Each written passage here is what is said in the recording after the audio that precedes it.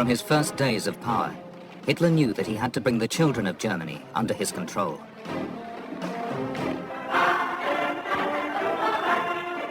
The future of the Third Reich rested on their shoulders.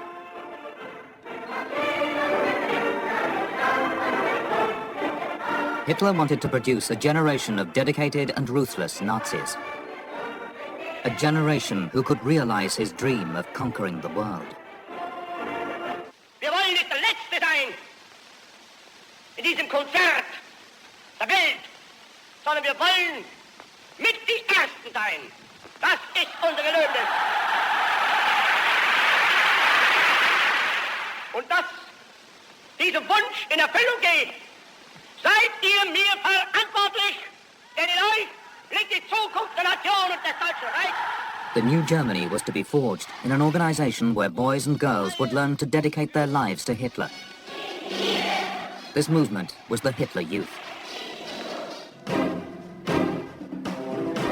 The Hitler Youth would expand until it controlled every aspect of German children's lives. We suddenly felt different from before. We were important and had a mission. We were like soldiers. We were actually sworn in. Even though we were only 14, we swore to give our lives for the Führer, the people, and the fatherland. German schools quickly fell under Nazi control. In Hitler's classrooms, children learned the art of war. Even in the kindergarten, they were taught racial theory. Graphic picture books branded the Jews a dirty and poisonous race. SS doctors measured and graded children to weed out the undesirables. Georg Weber, Augenfarbe 2a. There's a saying, every little drop wears away a stone. And we were like stones that water dripped onto slowly, until we believed it was true, and everything was okay. In the Third Reich, everyone had their function. For girls, it was to bear children. Special classes would mold perfect Nazi mothers. Boys were sent to Hitler Youth boot camps, where they were taught to fight and prepared for war. They would be a new breed of German man. The Hitler Youth movement charmed Germany's children and seduced them to its cause. By the time Hitler took the nation to war, millions had joined its ranks. They learned total devotion to Hitler and would ultimately be asked to sacrifice everything for their master. This is the story of Hitler's children.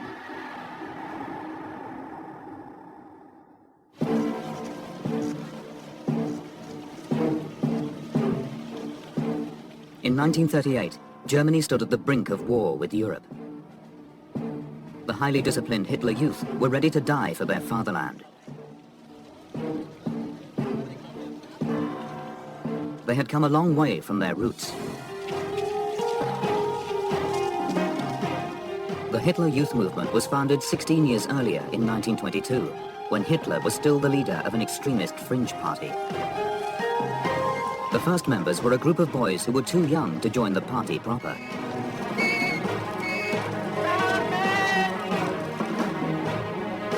Throughout the 1920s, the Hitler Youth were branded as street brawlers and vandals. It was only as the Nazis struggled for electoral success at the end of the decade that they began to develop into a serious force. The transformation was the work of a young and ambitious Nazi student, Baldur von Schirach. Wir sind die deutsche Zukunft. Wir sind das Deutschland von morgen.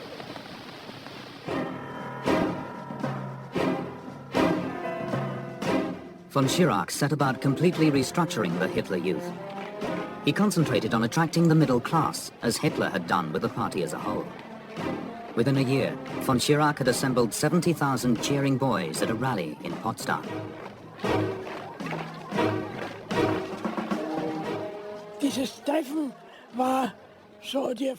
That rally was a dream come true for us youngsters. Whereas we normally met in small groups, we assembled there for the first time en masse, and our numbers demonstrated what a political force we had become. Ein Stück politische Bekenntnismacht. Und meine lieben Jungs, ich glaube an die unbändige Kraft des Nationalsozialismus, die alles vernichtet, was sich ihr entgegenstemmt. When Hitler came to power on the 30th of January 1933, he promised an end to the unemployment and poverty that had plagued the country. In its place, he would create a proud new Germany. It was a vision that struck a chord with the nation's youth. I saw all the progress in Germany.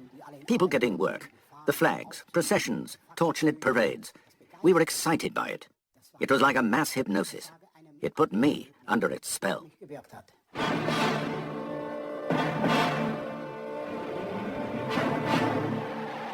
The highlight of the Nazi calendar was Hitler's birthday. The 20th of April was declared a national holiday. Every year, the Hitler Youth initiated a new crop of 10-year-olds as a gift to the Führer. Ich war 10 Jahre alt. When I was a 10-year-old, the papers announced that the German people were giving all 10-year-olds to the Führer. We were actually being given as a present to the Führer. Führer geschenkt.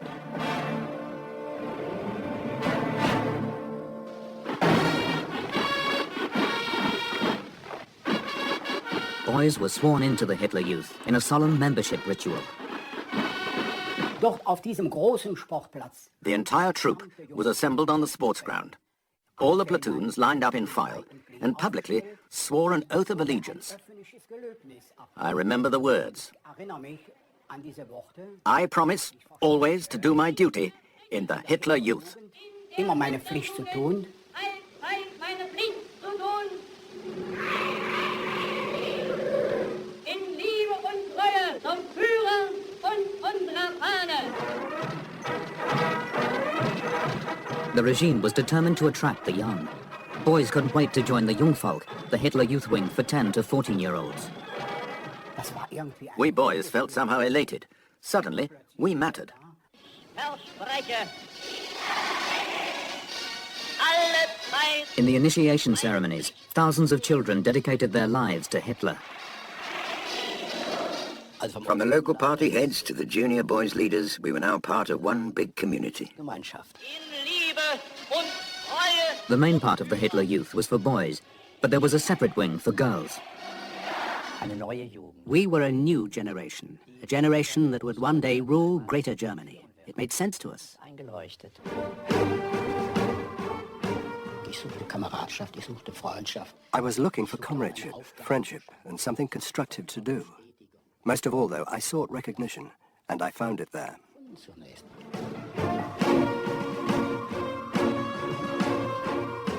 Man fühlte sich in dieser Gruppe. We felt more at ease in the group with the uniform and the sing-alongs than we did at home with our parents.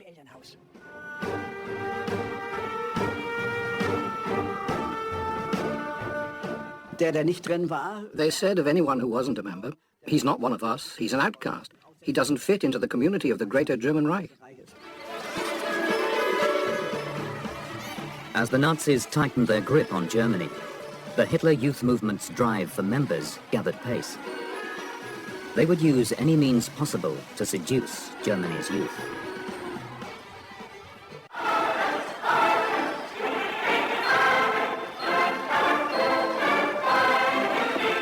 German boys were seduced by the Hitler Youth.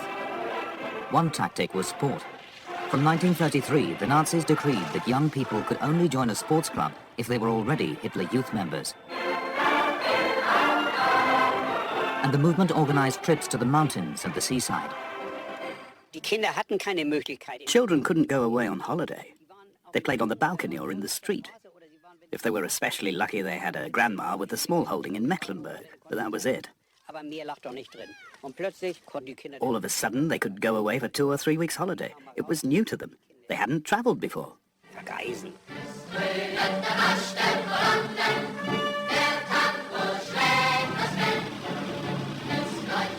Hitler Youth leaders realized the importance of keeping their young recruits busy. There was a set program of events every weekend.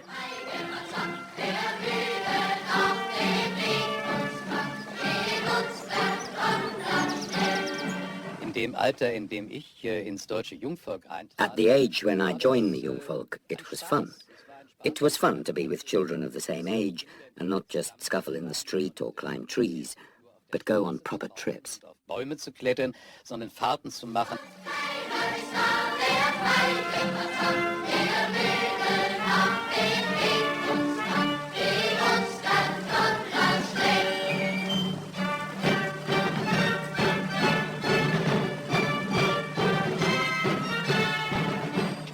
The highlight of the year was the Hitler Youth Summer Camp.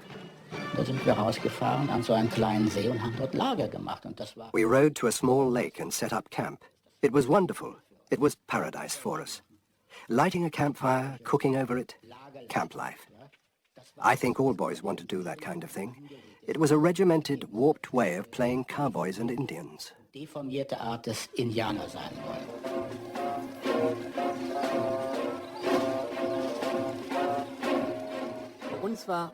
What mattered to us was the company of other boys, the group experience, the excursions, the physical exertion. We sweated, we froze, we got drenched in our tents.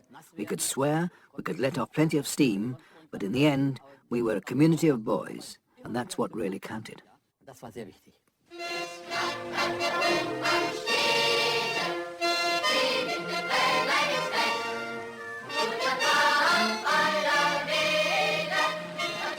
The trips taught the boys self-sufficiency through camping and hunting.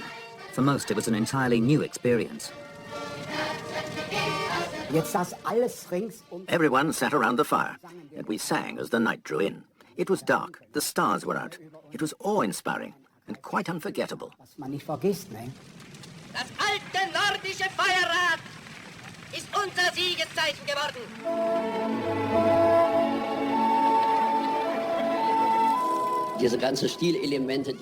All those things, the outings, the fire and so on, were copied. The appeal of the young folk was based directly on the atmosphere of the old youth league. But there was a more sinister motive to the Hitler Youth activities. This was the start of a military training program.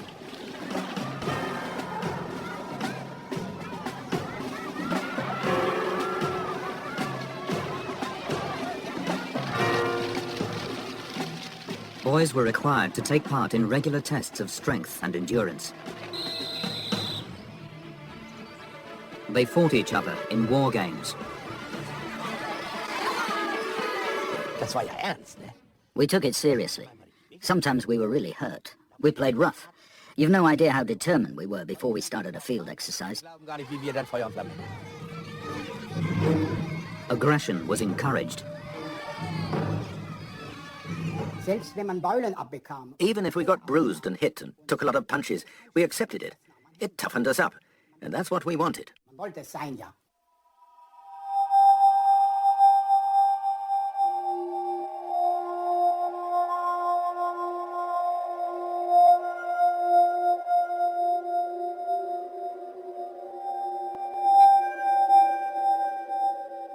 At the age of 10, these boys were learning to become ruthless soldiers. Die Doktrin in der Hitlerjugend, das war Abhärtung. In the Hitler Youth, they taught us to be tough. It was all part of a plan. What did Hitler say a German boy must be? Flink wie Windhunde, zäh wie Leder und hart wie Kruppstahl. Older boys could quickly move up the ranks in the Hitler Youth and become platoon leaders. They were told to show younger recruits no mercy. I went to my platoon leader and said, I report that my father has died. As I told him this, I started to cry. The tears flowed. I couldn't talk anymore. My voice failed me. And then this platoon leader addressed me very curtly. It was more like shouting, really. He said, a German boy doesn't cry. Since that moment, I've never shed another tear. Augenblick an habe ich in meinem ganzen Leben keine Träne mehr geweint.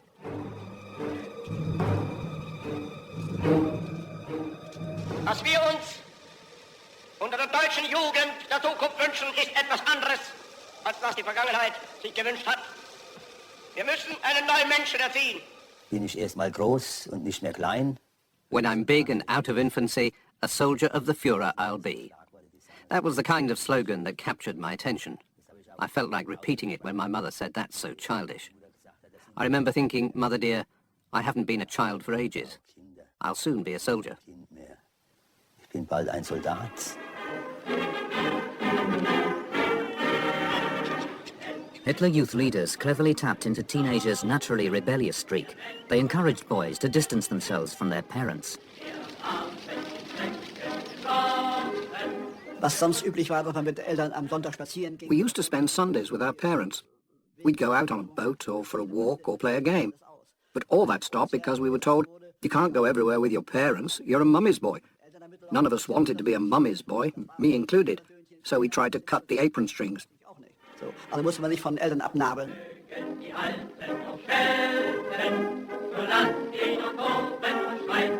Ja, und da kam dann also der Konflikt mit dem Elternhaus. It caused trouble at home.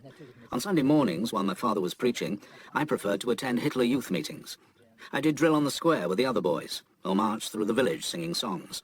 Mit den Jungen exerziert oder bin Lieder singend mit denen durchs Dorf marschiert. Ahnen Sie eigentlich, was hier vor sich geht? Spüren Sie denn nicht, dass hier etwas besudelt wird, was Ihnen eigentlich heilig sein müsste? Hat unser Volk nicht lang genug unter völkischem Minderwertigkeitsgefühl gelitten? Propaganda films like this encouraged the cult of youth. Wir sind hier eine geschlossene Gesellschaft. Mit welchem Recht kommen Sie hier herein und protestieren? Ich protestiere mit dem Recht der Jugend. Die Aufmüpfigkeit, die ist Teil. Rebelliousness was exploited by the Hitler Youth and used for the purposes of the Third Reich. Und für die Zwecke des Dritten Reiches. We rebelled against the rest of the world. Wir waren aufmüpfig gegen die ganze übrige Welt.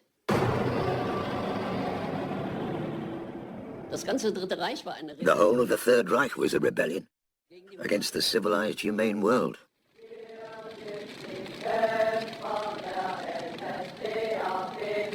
As Hitler increased his stranglehold over Germany through the 1930s, the Hitler Youth became more and more important in boys' lives. The number of meetings and activities expanded to fill their free time and allow them no respite from Nazi thinking. Das in Sklavenkette liegt, die wir Jungen einst zerbrechen werden. Wir erneuern in dieser Nacht dem Führer und seiner Idee die treue Spur. Sieg! Heil! For many boys, loyalty to the Führer replaced loyalty to their families.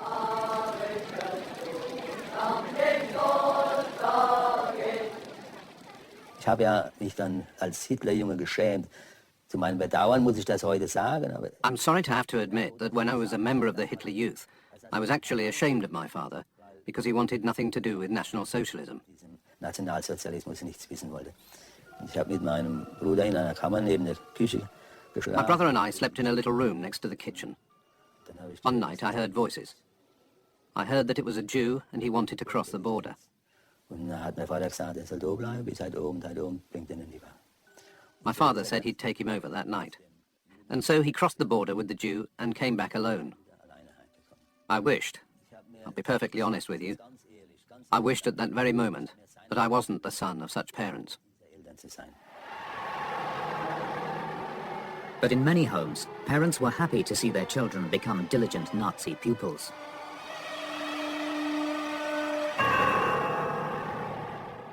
Es hat Elternhäuser gegeben, wo... There were homes where the boys were told, keep your hearts free.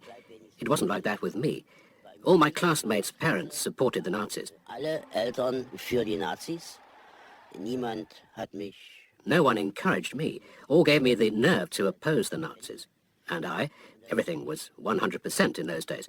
I succumbed to the Nazis 100%. 100%ig. Also ich bin 100%ig dann den Nazis verfallen.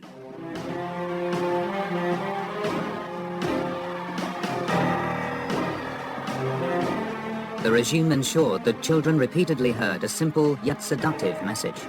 They were Germany's future. The concept of youth was idealized. Ihr seid einmal Deutschlands Zukunft, denn ihr seid einmal Deutschland. Ihr seid einmal unser Volk. Ihr seid einmal nicht die Hoffnung, sondern ihr müsst an die Vollendung dessen sein, was wir erhoffen. Ihr seid.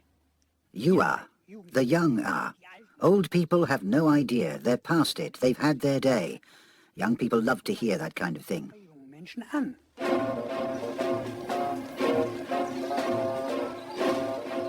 By 1935, the Nazis had charmed 4 million young Germans into joining the Hitler Youth, half the nation's children. It was now time to forcibly recruit the rest.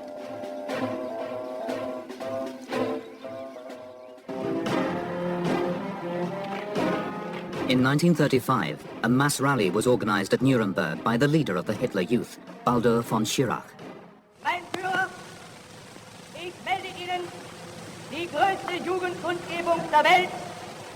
Ich melde Ihnen den freiwillig vollzogenen Eintritt von 917.445 Jugendlichen am 20. April dieses Jahres. Heil Jugend! Als wir dann diese Mengen sahen, dass wir nicht allein... When we saw the crowds, and there were thousands and thousands of us, all in the same uniform, we felt elated because they were all like us. I saw boys cry. Ich habe To me, that was unusual. In uniform, in the middle of the day, they were crying. in Uniform I went over to one of them because it bothered me that a German boy in our group should be crying. störte mich, dass das vielleicht in unserer Gruppe da... I asked what was wrong, and he said, "It was so lovely. It was so lovely that I'm trembling." So schön, das ist so schön, ich zittere. The rally was an important propaganda tool in the Nazis' policy of Gleichschaltung, the idea that class should be eradicated from German society. For the Nazis, the Hitler Youth was a shining example of Gleichschaltung at work. Durch die Uniform waren wir The uniform made us all virtually equal, although we came from different social classes. The uniform put the son of a tradesman or a worker on the same level as the son of a professor.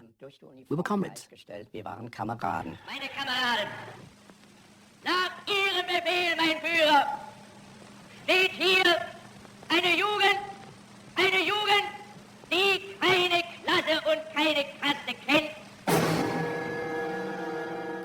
This imposition of uniformity meant the dispossession of the German boy and the destruction of his individuality. This was von Schirach's aim, and he achieved it. Alle Jugend dem Führer, das ist die Parole der HJ. Und wie in den vergangenen Jahren rufen wir auch heute den Jahrgang der 10-Jährigen zum Dienst unter Adolf Hitlers Fahne.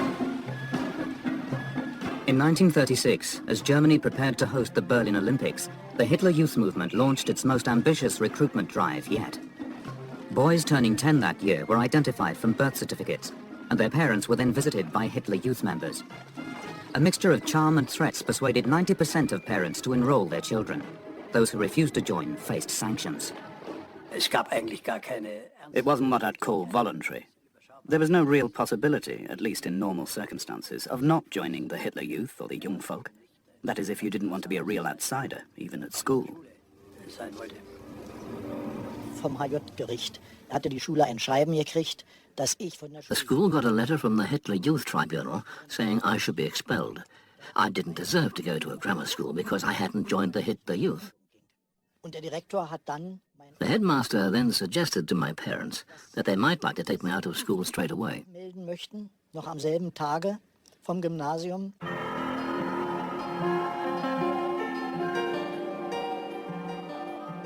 Non-Nazi youth groups continued to meet, but if discovered, they risked trouble from the Hitler Youth security patrols. Da war so ein Heimabend. We were just having a normal meeting when a Hitler Youth patrol of 20 or 25 boys, all strapping lads, burst in and started to thrash us. Losflugen. Der Höhepunkt war vielleicht der, dass wir einmal, als wir von... Our worst experience came one Sunday evening when we were returning from an excursion. The Hitler Youth were waiting on the bridge over the Oder. They beat us up and pushed the leader of our small group, 19-year-old Konrad Feicht, off the bridge. von der Brücke geschmissen. The Hitler Youth had annexed every other youth movement in Germany. Wir bestimmen jetzt, was getan wird. We thought that now we could determine how society was organized. The other youth organizations were disbanded, and incorporated into the Hitler Youth. Any boys who still refused to sign up felt the consequences. Nun gingen die Strammen dort vorbei, mit der Fahne voran. They marched briskly past, the flag at the front. Suddenly, one of them stepped out of the middle of the column, boxed my ears and said, "Salute the flag." Naturally, I was shocked. Stand da und war natürlich schockiert. Du darfst nicht abseits stehen. I thought I'd better not be left out. If I joined, I wouldn't be punched. I'd be one of them, and then I might do the punching. Da will ich austreiben.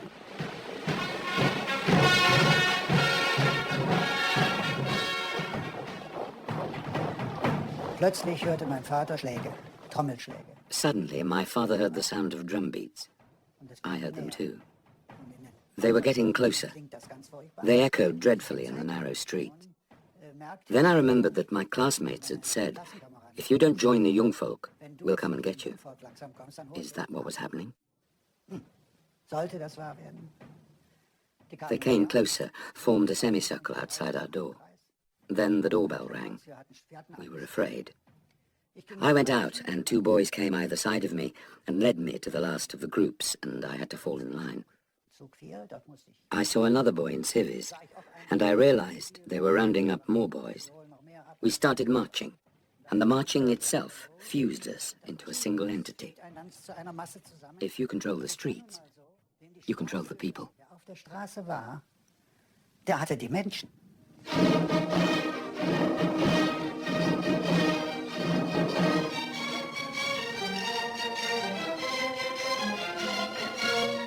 Every conceivable youth activity was now under Nazi control. The idea that every Hitler Youth and Young Folk member could do whatever he was interested in was the great attraction. But you could only do that if you were good enough. Man durfte zuerst auch nur, wenn man gute Leistungen gebracht hatte. Boys were forced to compete at everything. They were bullied and humiliated if they didn't fit in. Und wer nicht über 5 Meter sprang, If you couldn't jump more than 5 meters, you were a loser. You were rejected and ridiculed. Ausgestoßen und lächerlich gemacht. Leistung musste man auf irgendeine Weise bringen, jeder auf seine Art. You had to be good at something. Everybody could be good at something. Develop a positive self-image and feel important. Gefühle entwickeln und sich bedeutend fühlen.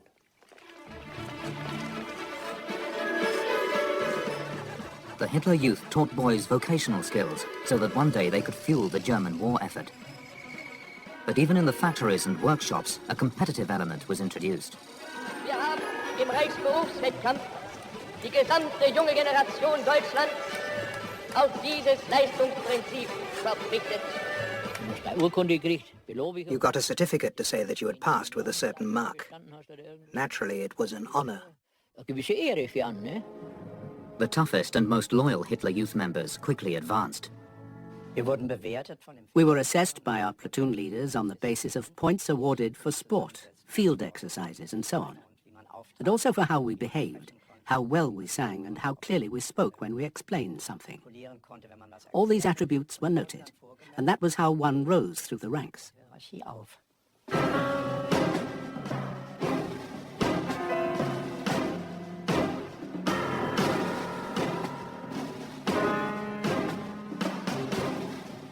Jeder lauerte darauf, eine neue Schnur. Everyone was dying to get a new lanyard or pennant to signify a promotion. The attraction was that every German could rise into a position of command over someone who in their turn commanded someone else. Nearly everybody had a position of some kind, even young people. Und so war es auch bei den Jugendlichen. The hierarchy of the Hitler Youth was an important part of its appeal. Boys were seduced by the idea of controlling their peers. When you stood there and said, "Halt, eyes left, eyes right, look to the front," and you didn't have to take part, you were the one giving the orders, that made you feel pretty good about yourself. Das war immer wieder ein Erlebnis, so vor der Front zu stehen. It was quite an experience to stand there, give orders, and have the feeling you were important without knowing why. Ohne zu wissen was. You were elated because you had a position of authority. Durch diese Autorität gehoben.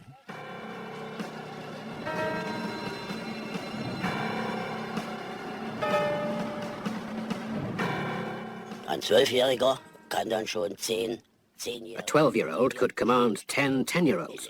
Halt, lie down, for they have to throw themselves down. You set your goals higher and higher. As a squad leader, you had 30 boys under you. As a platoon leader, you had 100. You could order them about. That's seductive for boys. The Nazis knew that, and they exploited it. A lot of boys fell for it. I, for one. Bei vielen damals, wie zum Beispiel bei mir, hat's geklappt. The boys were ruled with a rod of iron. When the order to sing was given, we had to sing. If it wasn't loud enough, we'd be scolded. We were totally straitjacketed. There was no freedom at all.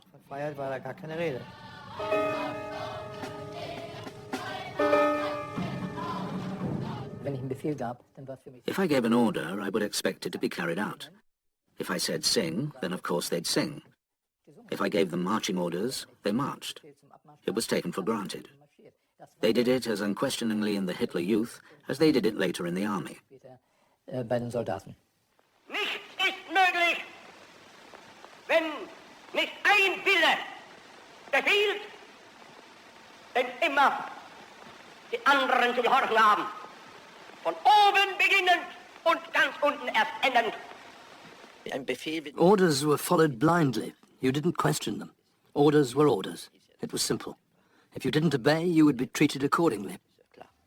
Hitler, Junge Hitler, bietet von der weiteren Teilnahme an dem Lager entbunden zu werden. Na nu, was ist denn mit dir los?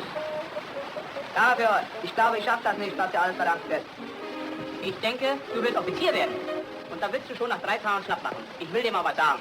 Ob du das hier schaffst oder nicht, das bestimmt wir und nicht du. Reiß dich mal gefälligst zusammen. Jawohl, Aufhörer. Wegrennen, wegrennen. The individual didn't count. They never asked, can you do that? How do you feel? Do you like that? We had to get on with it, and we did.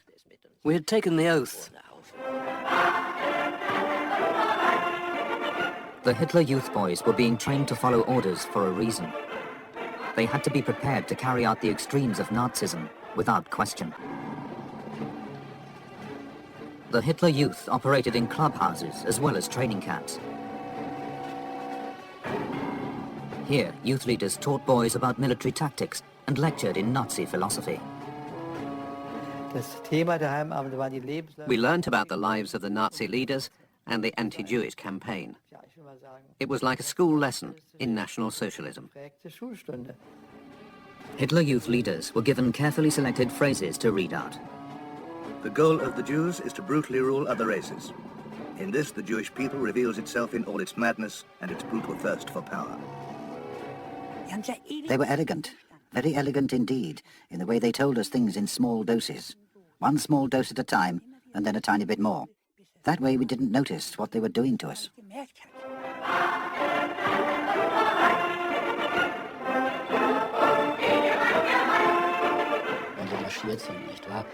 When we were marching, we used to bawl out an unbelievably vile song. Hang the Jews, line the fat cats up against the wall. Probably not one of us stopped to think about what those words actually meant. What the boys learned in meetings was put into practice on the streets. Then we started marching. We came to the local bank. There was a glass case in which Der Stürmer, the extreme Nazi tabloid, was displayed. Our platoon leader saw the case and roared, "Death to Judah." The cry was taken up by the boys in the front and travelled down the line to me at the back. It was a crisis of conscience. I couldn't join in, I couldn't. I just mouthed the words. But then something clicked. The idea came to me that Judah was a country somewhere far away. And if I said, "Death to a country," I wasn't hurting people. I joined in the shouting. It was terrible.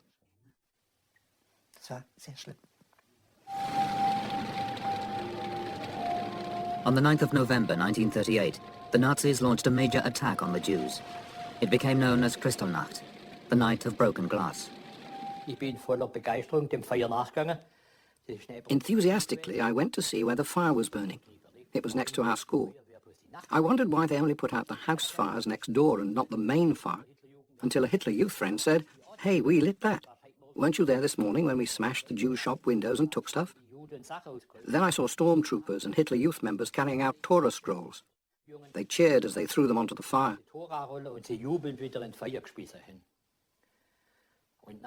2 days after Kristallnacht, all Ludwigsburg was whispering, "Our doctor, Dr. Pintus, is dead." He was arrested on Kristallnacht in the evening and took cyanide in the prison van because he knew what was coming. I was 13 years old. It struck me for the first time that 3 years earlier I'd shouted death to Judah, and now he was really dead.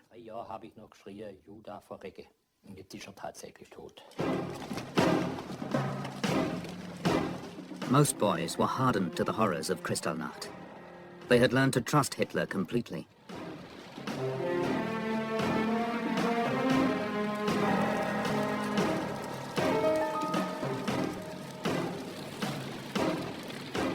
Der Glaube, der unabdingbare Glaube. Faith, unconditional faith, that the Führer would do things right. Ist uns ja damals als He was represented in those days as God, well, akin to God.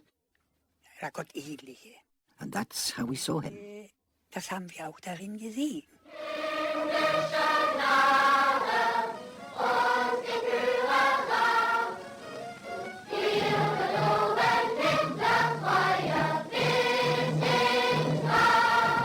Es war ein Idol, es war ein halber Gott für uns. He was our idol. He was a demigod.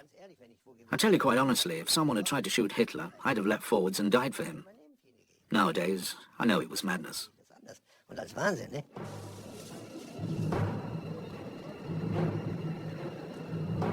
In 1932, Herbert Norkus, a 15-year-old member of the Hitler Youth, was murdered. He had died after a violent street fight with members of the Communist Party. Hitler Youth leaders immortalized Norkus as the hero of a film. They made sure every member of the movement saw Herbert Norkus martyr himself to the Nazi cause.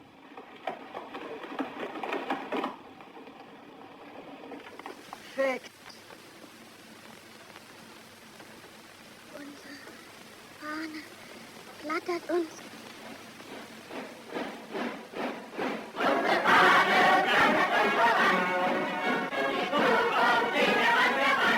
Wir haben den bewundert, den Jungen.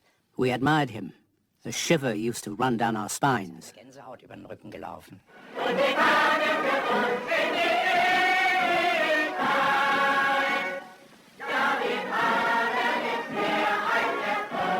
Du bist eigentlich nichts, dein Leben ist nichts wert, du musst es... You're nothing? Your life is worthless. You must be ready to sacrifice your life to the flag. It was an appeal to the young that sentenced them to death. Can there be a greater crime than that? It was an appeal made to 12- and 13-year-old boys. 12-, 13-jährige Jungs gerufen. Früh übt sich, was ein Meister werden will.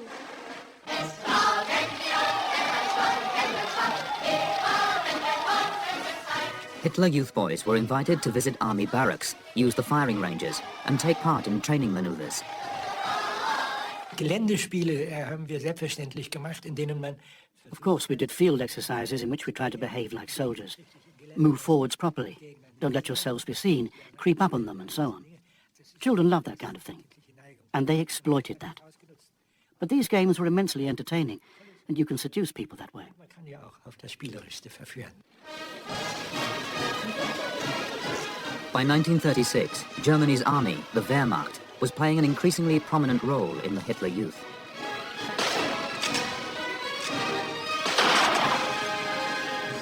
Das war das Ziel des Führers. The Führer's goal was to train young people as soldiers. Young men the world would fear. That's what he once said. And the world did fear them. Dieser Jugend ist die Welt ja dann auch erschrocken.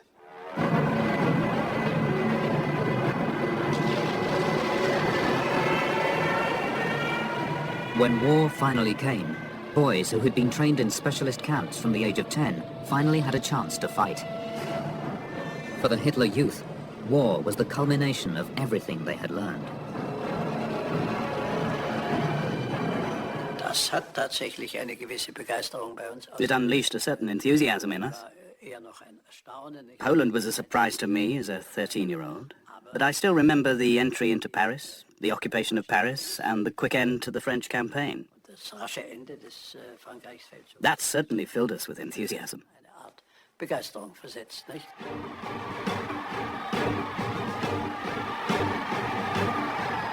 The country was euphoric after Hitler's success against the French in 1940.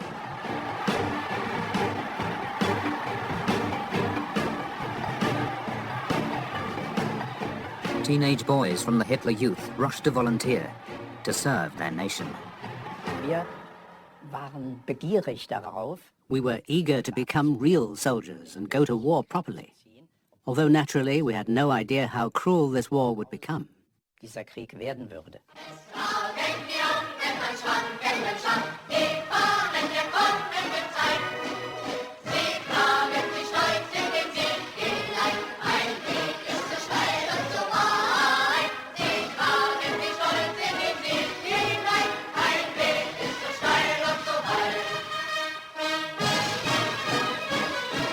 The Hitler Youth had seduced a generation of German boys into believing in the Nazi cause.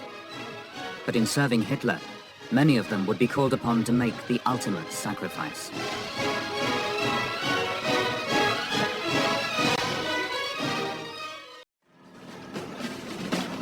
The Hitler Youth movement taught German children how to be good Nazis. Its principal aim was to turn boys into tough and obedient fighters. Boys who could then wage Hitler's war across Europe. But girls also had a place in the Hitler Youth, designed exclusively for them. It was called the Bund Deutscher Mädel, or BDM, the League of German Girls.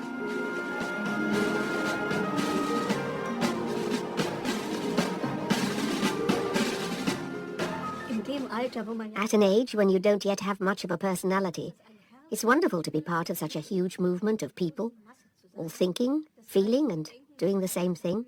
The biggest draw was Hitler himself. For millions of teenage girls, he wasn't just a politician, he was a pin-up. Hitler looked into my eyes and patted my cheek. It was an incredible experience for me.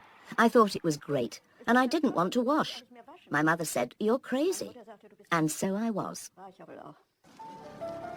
Girls would be used to breed a new generation of Nazis. The BDM ensured that they were well versed in their duties. We need mothers who understand their role in life. They should follow the beat of their light hearts, be proud to call themselves German, and carry out their duties with joy and conviction.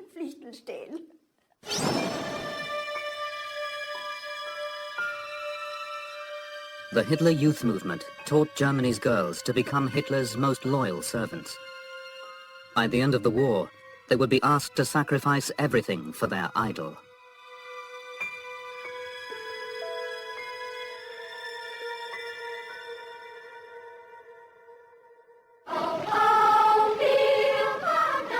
The Bund Deutscher Mädel, or BDM, was founded in 1930. Within a few years, it was the largest girls' organization in the world. We played, laughed, sang, and even plaited wreaths into each other's hair. We celebrated the Harvest Festival because we had plenty of bread to eat. The BDM offered girls a sense of community and purpose. It didn't matter whether you lived in a big house or a tenement flat, whether you were Protestant or Catholic. We were all young Germans together. Girls could join the BDM at 14, or its junior section, the Jungmädel, at 10. Wenn Sie ein Schulkind sind, ist es für ein 10-jähriges oder 12-jähriges... If you're a school child aged 10 or 12, it's a wonderful feeling to go to the headmaster and say, "Heil Hitler, Mr. Meyer, Müller or Schmidt. I can't come to school for this lesson. I'm on duty." Ich habe Dienst. Girls were encouraged to join the movement as a way to serve their country.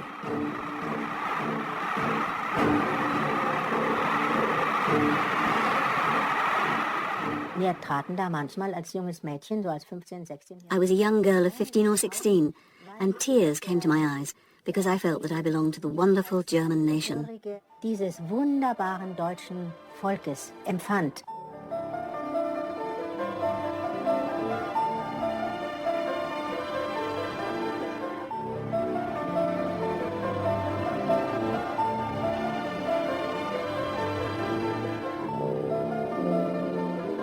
The BDM excluded Jewish girls on racial grounds. Of course, I'd have loved to have been a member. I envied all the girls who wore the blue skirt and white blouse, so it was hard for me. Later, I realized I was Jewish and it wasn't for me. BDM meetings were used to teach girls about Nazi ideology. There were regular lessons on Lebensraum, the idea of Germany expanding eastwards so the Aryan race had room to flourish.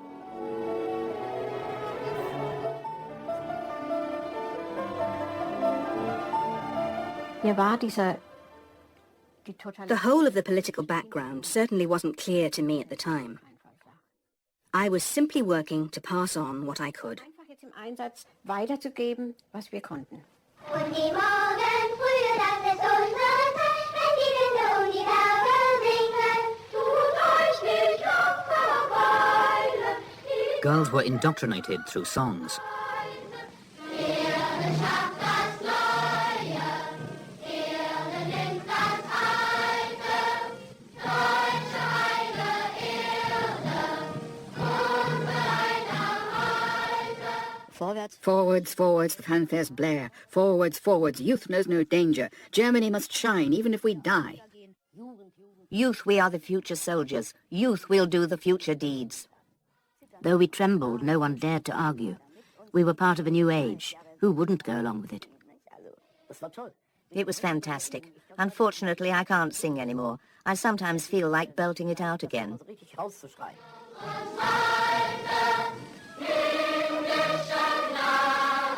We adopted those words unthinkingly. We just rattled off what we were taught, because we thought it must be right. Weil man glaubte, das muss ja richtig sein.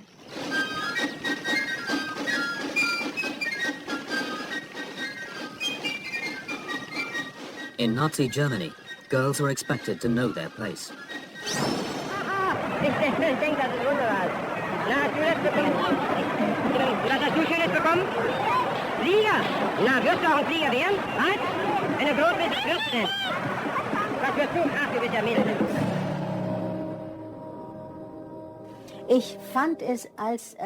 I thought it was a terrible fate to have been born a girl. I couldn't give my life to the fatherland. Leben dem Vaterland nicht zur Verfügung stellen. Hitler never imagined the BDM girls would join the army, but their training echoed that of the Hitler Youth boys. At camps, they were drilled like soldiers and faced tests of endurance and courage.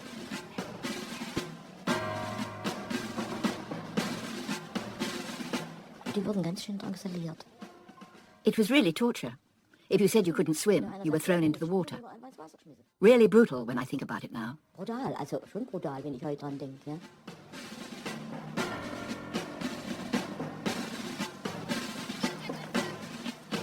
Marching was an important part of BDM life.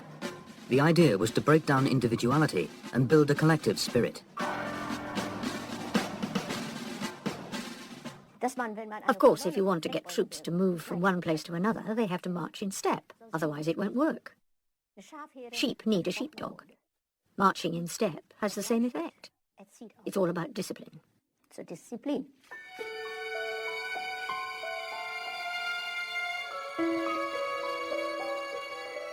The BDM girls held their own flag days and memorial parades on Nazi holidays.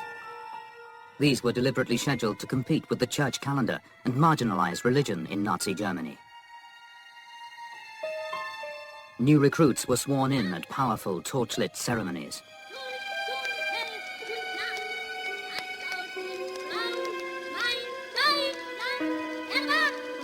Ich schwöre bei Gott diesen heiligen Eid.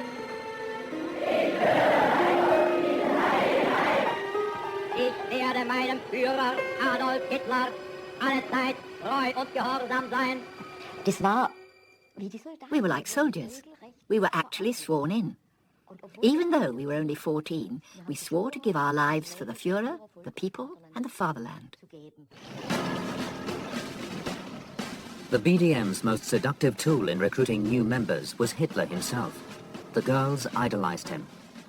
A lucky few were invited to his exclusive mountain retreat to appear in newsreels. But for Hitler, the BDM was about more than propaganda.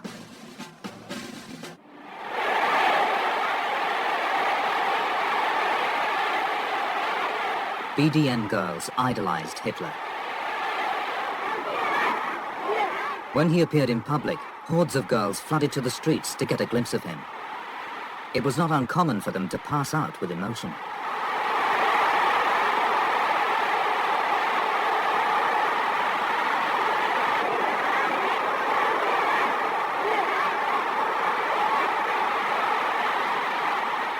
For many Germans, Hitler had become a superhuman figure.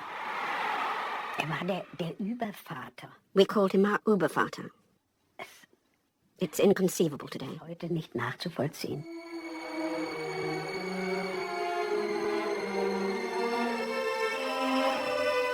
Es was a deep, heartfelt love. I can't express it any other way. Ausdrücken. Exactly like God. For me, he was just like God.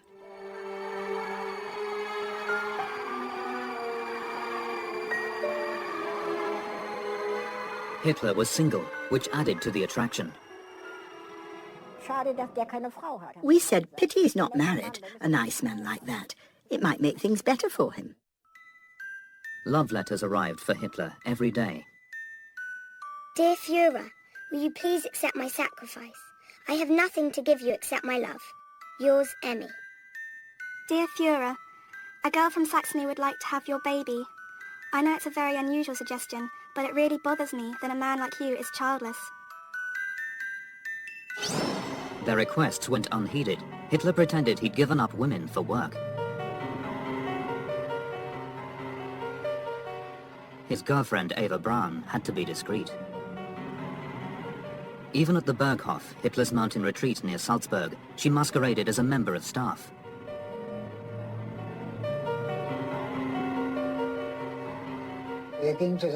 We went for a walk together, and then I said to her, almost provocatively, "Miss Braun, you're the most envied woman in Germany," because she was with Adolf Hitler. She said, "Oh, Mr. Frenz, I'm just a prisoner in a gilded cage." Eva Braun would die at Hitler's side, still loyal to the man who never acknowledged her in public.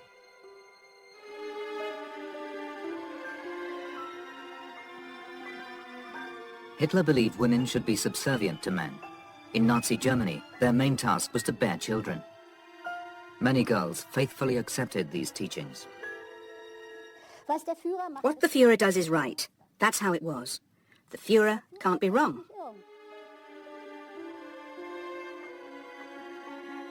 Die Frau hat auch ihr Schlachtfeld. Mit jedem Kind, das sie der Nation zur Welt bringt, kämpft sie diesen Kampf durch. Das ist ihr Kampf für die Nation und der Mann hat seinen Kampf. Der Mann tritt für das Volk ein, genauso wie die Frau für die Familie eintritt. Der Mann tritt für die Gesamtheit der Volksgenossen ein, genauso wie die Frau eintritt für die Kinder, denen sie selbst das Leben schenkt.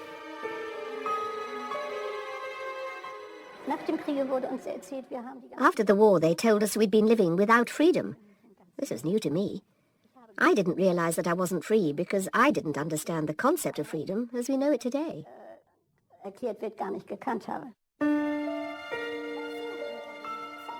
The BDM told girls that once married, they should have as many children as possible to serve the Nazi cause. The movement also arranged classes where girls could learn how to bring up their children as good Nazis. There was even a reward for providing the Führer with his future armies. Women who had 4 or more children were awarded the Mother's Cross. When it came to sex, the official line was strict. Girls had to keep themselves pure for marriage. One rule was drummed into us. Keep your blood pure. It's not just yours. It comes from afar and flows a long way, and everyone's future flows in it. Keep the vessel of your immortality pure. It was clear.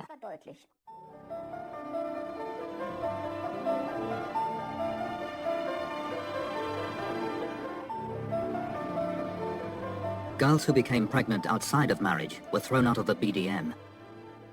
Young people were very different then. Now, the average age when they become sexually active is 15. It was over 20 for us.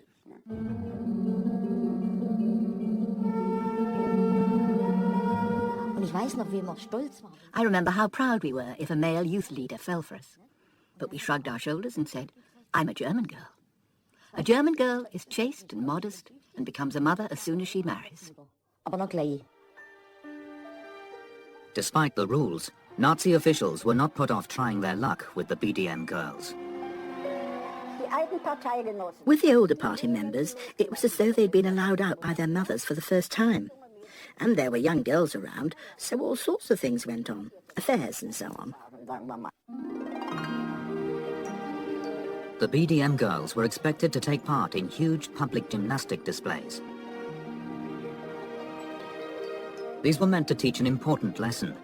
Girls should not think of themselves as individuals, but as part of the German nation.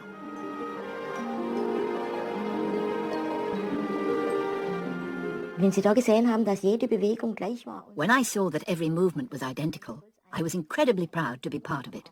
It was drummed into us. One wrong movement, and you'll ruin the whole picture. At the age of 18, BDM girls were encouraged to join a group called Belief and Beauty, a living embodiment of the Aryan ideal. People still rave about it today. It was an aesthetic pleasure to see hundreds of girls all moving in harmony in those short and cheeky yet ladylike uniforms. What was so wrong with it?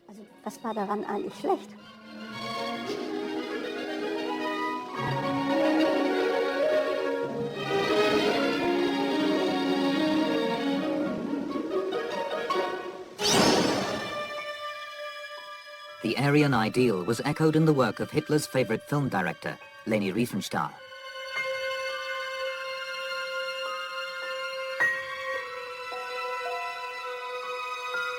Her films became an important propaganda tool in teaching German girls the importance of racial purity.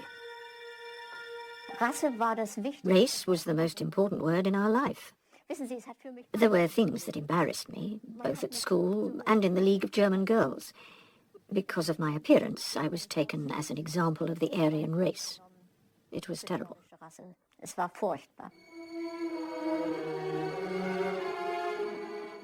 We were jealous of all the girls in our class with blonde plaits and blue eyes. That's how far it went. Once the Nazis had risen to power in 1933, doctors routinely measured and graded children to identify their racial groups. Promotional films explained to girls the importance of a suitable marriage. Sehen Sie mal, bei sämtlichen Vorfahren die gleich guten Eigenschaften. Guter Jäger, guter Jäger, guter Jäger.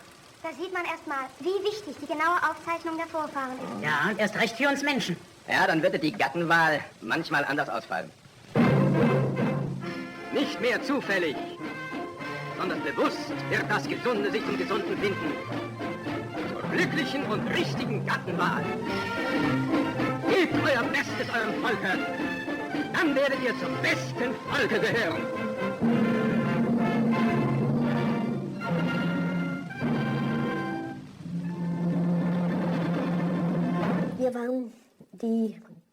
We were the best people in the world, and the most competent, and the most beautiful people in the world. Jews are exactly the opposite. That's what we were told.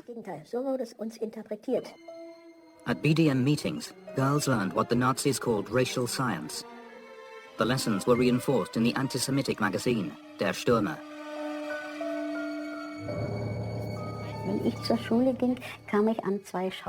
I passed 2 display cases on my way to school. Young children walked past them as well. The cases displayed a newspaper called Der Stürmer. I've no idea who thought it up. It showed Jews, and I was fascinated by it as the pictures were horrifying.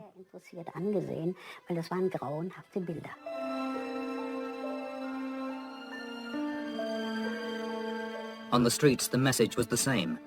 Jewish shops were the targets of graffiti and vandalism. Dieses ostjüdische Untermenschentum hat seit jeher Westeuropa das internationale Verbrechergesindel geliefert. Von hier aus wurden die Demokratien mit Taschendieben, Zuhältern, Rauschgift- und Mädchenhändlern, internationalen Bankschiebern und Hetzjournalisten versorgt. There's a saying, Every little drop wears away a stone, and we were like stones that water dripped onto slowly, until we believed it was true, and everything was okay.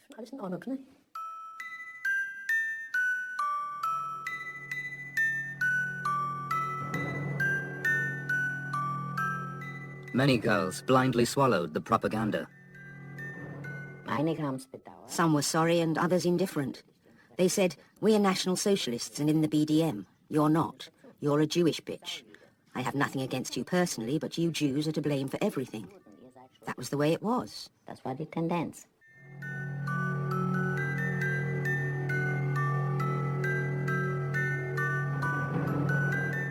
The regime also targeted other racial groups. I was even scared when I walked past them in a colourful skirt. They knew I was a gypsy child, and they spat on the ground or right into my face. And they shouted out, "Gypsy trash," and that kind of thing. The 9th of November 1938 was Kristallnacht, the night of broken glass. BDM girls couldn't avoid the carnage that Hitler unleashed on the country's Jewish communities. Sie zerrten eine alte Frau die Treppe runter an den Haaren. They were pulling an old lady down the stairs by the hair. And I stood there thinking, what are they doing? What is this? Was ist das? But then I thought she'd done something wrong and must be a criminal. Das ist sicher eine Verbrecherin. But I know I vomited afterwards. It upset me so much that it made me sick. Younger children also saw things like that. So Dinge haben auch Kinder gesehen. Within months of Kristallnacht, Germany was at war.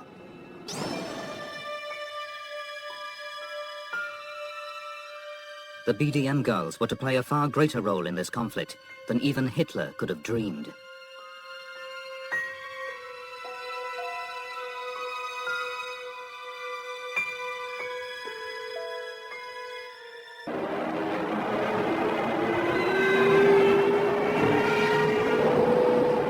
The Nazis invaded Poland on the 1st of September 1939.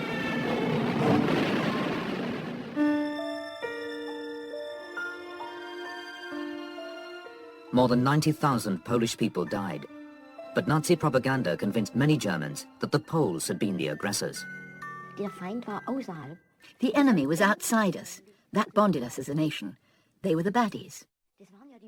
We thought, at least I did, that the Poles had attacked us and we were just defending ourselves, which was okay. Und das war ja erlaubt. BDM girls were active in the victory celebrations.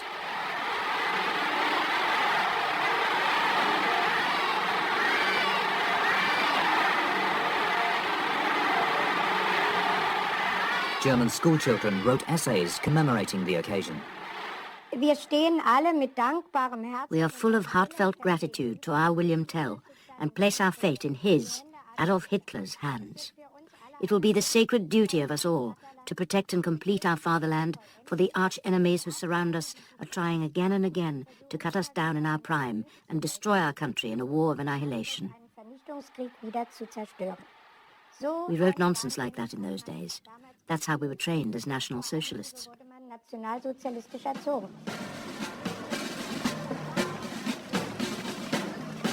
The BDM girls were called on to take the place of the thousands of men away fighting.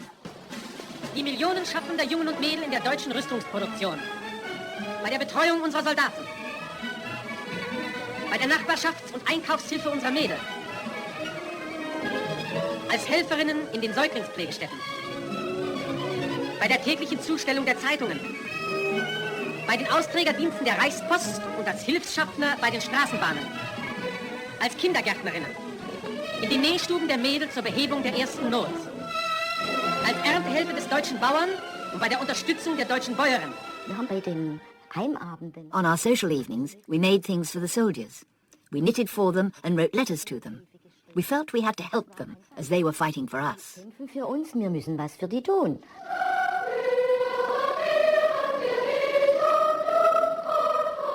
Helping on the home front was not enough for some girls, who fantasized about doing much more. Ich weiß, dass ich mich manchmal als junges Mädchen As a young girl, I sometimes stood in front of the mirror in a heroic pose, imagining myself sacrificing my life for the Führer, the people, and the fatherland. Then everyone else could keep on living in peace, and the Reich could be preserved. Every now and then I had strange impulses like that. Erhalten bleiben. Solche seltsamen Anwandlungen hatte ich hin und wieder.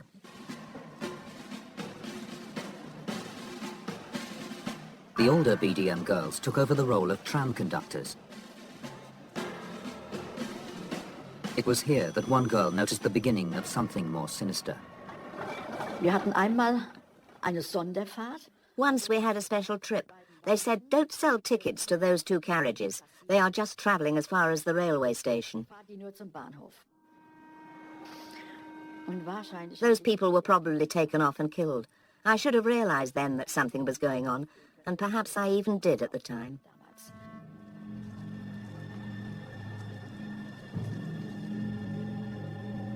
By 1940, deportations were becoming increasingly common across Nazi Germany.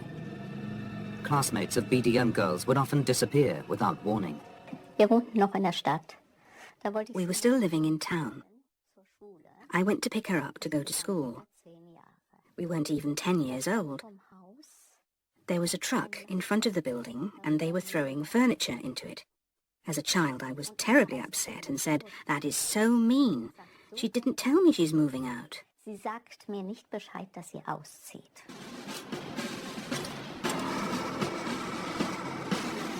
In 1943, it became compulsory for women between 17 and 45 to work for the war effort.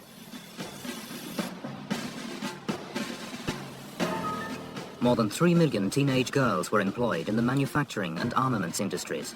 A 60-hour week was the norm. The BDM had become an essential part of the German war machine. Unsere Mutter hat immer gesagt, Our mother always told us, do whatever you're told or asked to do, or they'll put you in a camp, even if you're Aryan. Don't make any mistakes. Any mistake could kill. jeder Fehler ist kann tödlich sein. Ravensbrück was a concentration camp for women near Berlin. The guards who worked there were recruited from the ranks of the BDM. They were encouraged to show the inmates no mercy. Wenn einer was gesagt hat, Schnauze. If anyone spoke, they'd say, "Shut your gob. Shut your gob," and then sometimes they'd slap you. You'd end up bleeding. She'd hit us over the head, over and over again.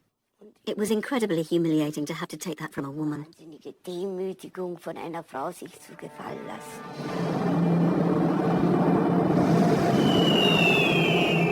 In 1944, as Germany struggled to fight a war on two fronts, Hitler bowed to pressure from his military chiefs. Women were allowed to join the army. This was a complete turnaround. Ich würde mich schämen, ein deutscher Mann zu sein, wenn jemals im Falle eines Krieges auch nur eine Frau an eine Front gehen müsste. Wenn Männer so erbärmlich werden und so feige werden, dass sie ein solches Vorgehen dann entschuldigen mit dem Wort Gleichberechtigung der Frau. Nein, das ist nicht Gleichberechtigung, denn die Natur hat die Frau dafür nicht geschaffen. Sie hat sie geschaffen, dass sie die Wunden des Mannes pflegt. Das ist ihre Aufgabe.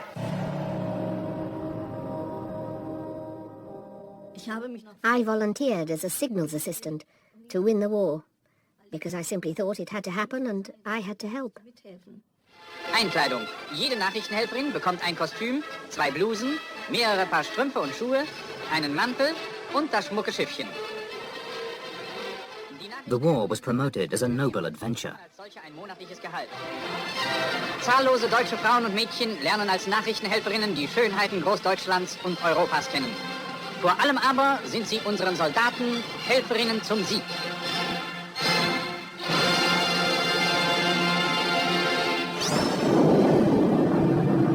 Women saw far more of the action than promotional films revealed. As the war in the skies over Germany intensified, young women joined male comrades manning the flak guns.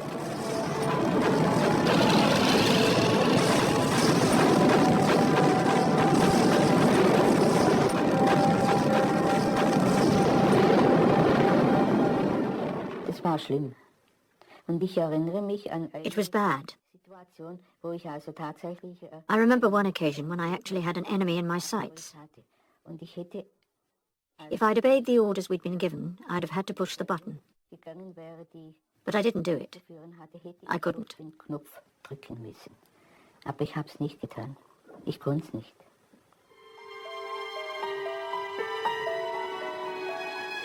After just a few months, more than 500,000 young women were in military uniform. But many were untrained and ill-suited to their new role.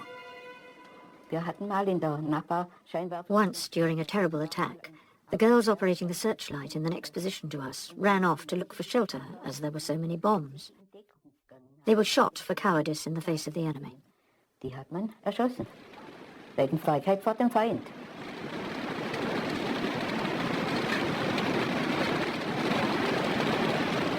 Young BDM girls also helped the war effort as auxiliary workers. Es ging immer darum, so möglichst viele Menschen lebendig da rauszuholen. We had to try to get as many people as possible out alive. Today, I wonder how we did it at the age of 14 or 15. There were picks, like ice picks. We used them and our hands to remove all the rubble.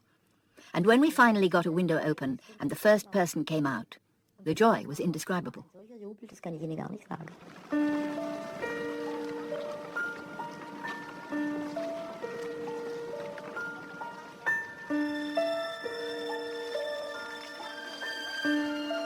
Ich hatte fürchterliche Angst.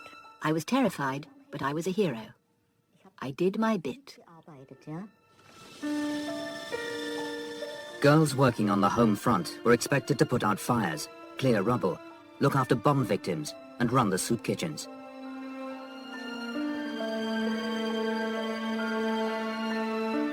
For many of these girls, seeing the effects of war so close to home made them determined to fight back.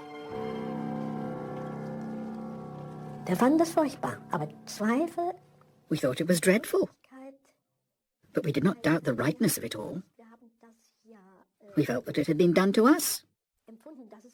We barely considered that we were doing things to others through our soldiers, our army and our air raids. We just wanted revenge for what had been done to us. Bedacht nur, was man uns antat, und dafür mussten wir uns eigentlich rächen.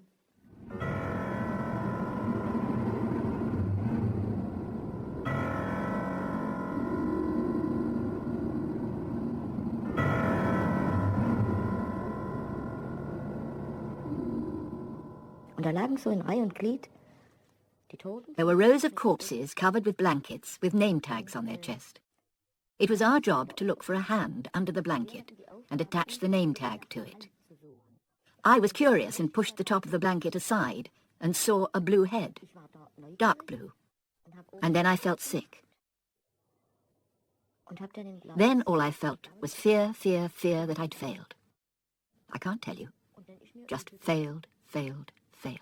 Und dann hatte ich nur Angst, Angst, Angst, du hast versagt.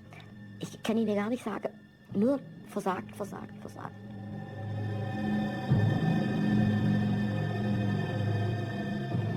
BDM girls were trained to show no signs of weakness. They were expected to put on a brave face when visiting military hospitals. Auch die Mädel vom BDM machen unseren Verwundeten gelegentlich eine Freude. The reality of life in Nazi hospitals was very different from the newsreel propaganda. Many girls found it hard to cope with what they saw. Ich habe in einem Reservelazarett. I worked in a reserve hospital. The soldiers from the Eastern Front were there. I was deeply affected to see young men without legs, with gunshot wounds lying there between life and death. Schussverletzungen. Da lagen.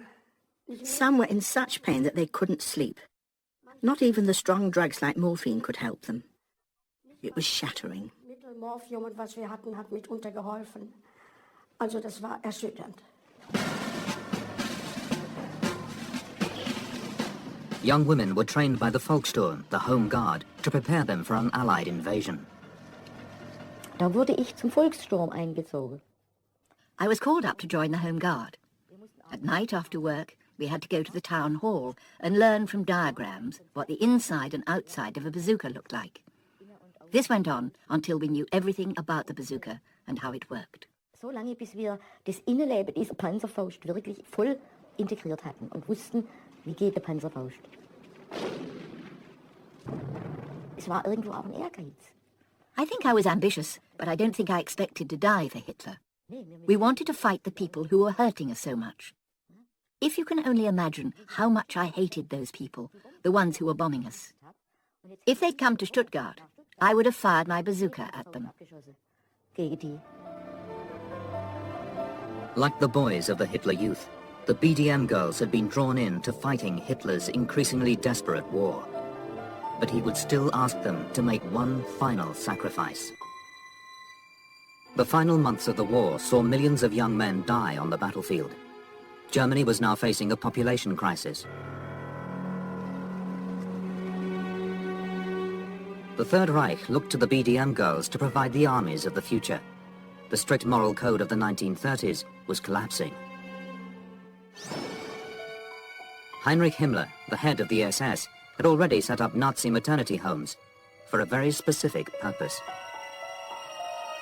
Rasisch und erbbiologisch wertvolle werdende Mütter unterzubringen und zu betreuen, bei denen nach sorgfältiger Prüfung der eigenen Familie und der Familie des Erzeugers anzunehmen ist, dass gleich wertvolle Kinder zur Welt kommen. In fact, these were maternity homes for unmarried mothers. They were called the Lebensborn, the source of life. Their purpose quickly became shrouded in myth. Sie war auch Führerin beim BDM und dann ist sie... She was a leader in the BDM. She was away for a while and came back pregnant, although she was unmarried and didn't ever marry. They said she went to the Lebensborn and gave the Führer a child. Hat dem Führer ein Kind geschenkt. Women without a man who wanted a child went there for 3 weeks to the handsome studs, the blonde Teutonic German giants, and if they were lucky, they became pregnant.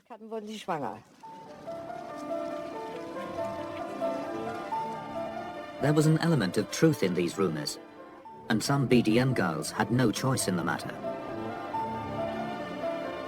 Meine Schwester war in einem Mädchenlager untergebracht My sister was in a BDM camp, and there was a boys' camp right next door. und die Leiter von beiden Lagern. One night, the directors of both camps opened the doors and windows of the girls' dorm when the girls had already gone to bed. Then, they sent the Labour Service boys over to the girls' camp. And of course, they went for it. Das Mädchenlager geschickt und die fielen dann natürlich über die Mädchen her.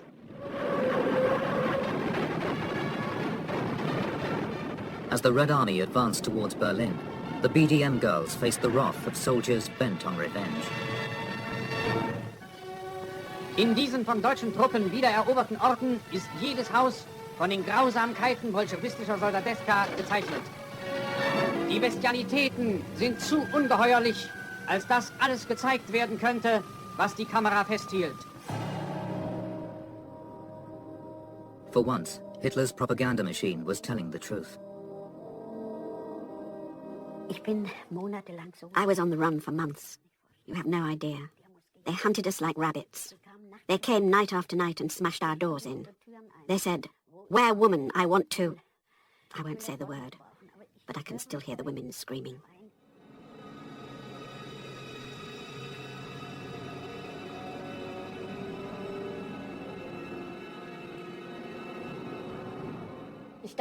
I thought the soldier was going to shoot me.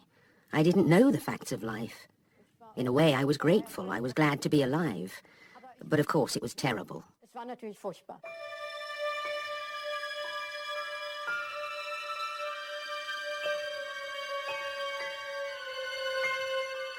As Berlin fell, Hitler committed suicide. Aus dem Führerhauptquartier wird gemeldet, dass unser Führer Adolf Hitler heute Nachmittag in seinem Befehlsstand in der Reichskanzlei bis zum letzten Atemzuge gegen den Bolschewismus kämpfend für Deutschland gefallen ist.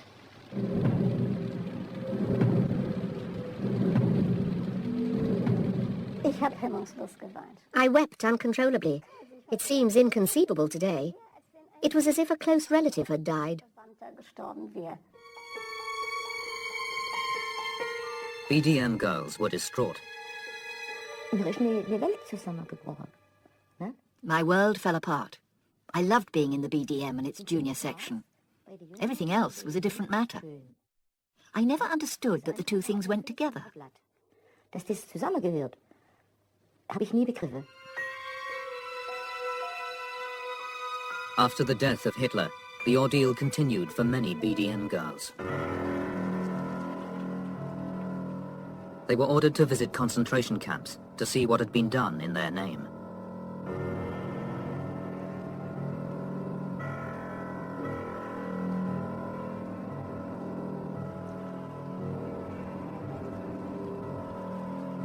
Schuldig von etwas Schlechtem. We were guilty of being enthusiastic about something bad and applauding it. I feel that is a type of guilt.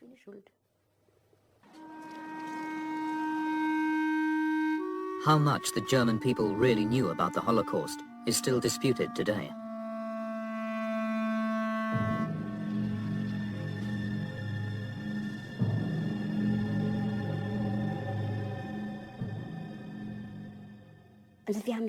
We didn't know about anything. That's what I can't understand or grasp. Perhaps I don't want to. People still say, you must have known. We didn't.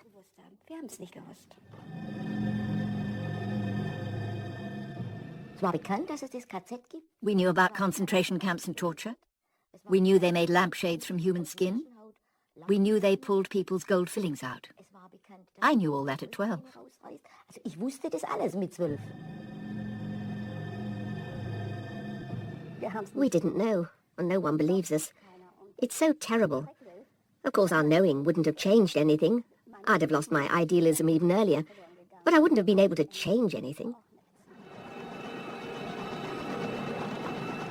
Many BDM girls are still struggling to come to terms with what they once believed. Of course, one doesn't feel free of guilt. But on the other hand, one tells oneself that we were abused as children. But we didn't even realize we were being abused. We thought that what we'd been trained to believe was true. Geglaubt, dass das wahr ist, woran wir zu glauben gewöhnt wurden.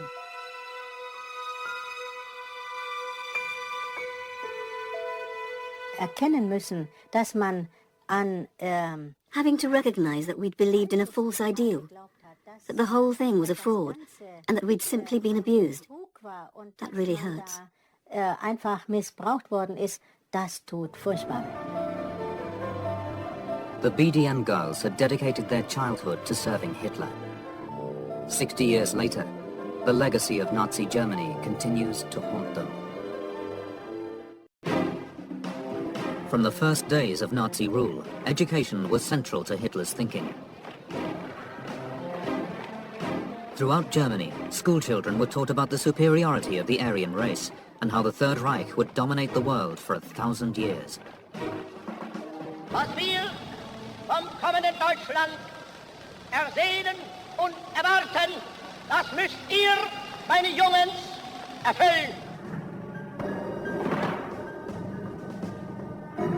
Nazi leaders quickly realized that normal schools would not be sufficient to groom the future rulers of the 1,000-year Reich.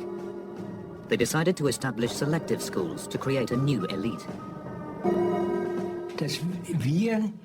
We were to be the future political leaders of Germany. That was the school's goal. War das Ziel dieser Schule. The schools were run like army barracks. War games were as common as traditional lessons, and the boys were pushed to their physical limits.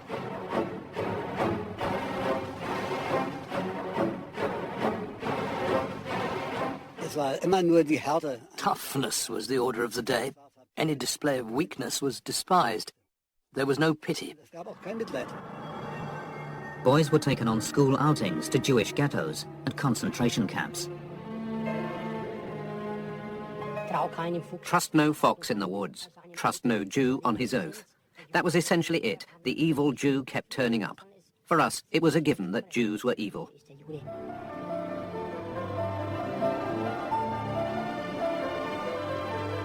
This is the story of Hitler's elite schools, the breeding grounds for the next generation of Nazi rulers.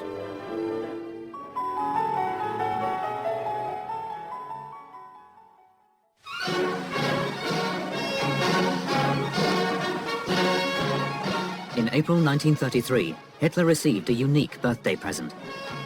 The Nazi Education Ministry created a new type of school. They called them Institutions of National and Political Education, NAPOLEs for short.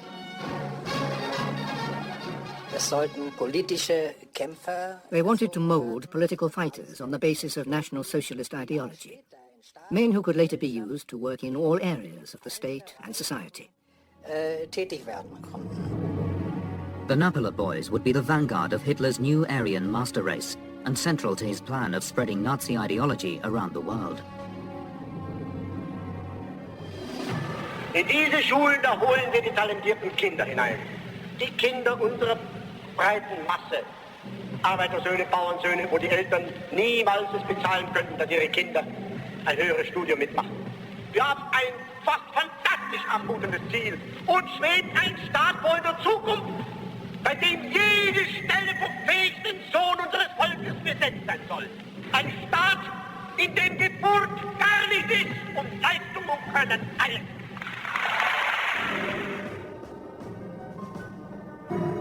It was Hitler's intention that the Napole boys would become the new ruling class of Europe. They were destined for the top jobs in politics, industry, and above all, the military. You're the best, they said. The word elite came up a lot. They wanted to motivate us. You're the elite, the hope for the future.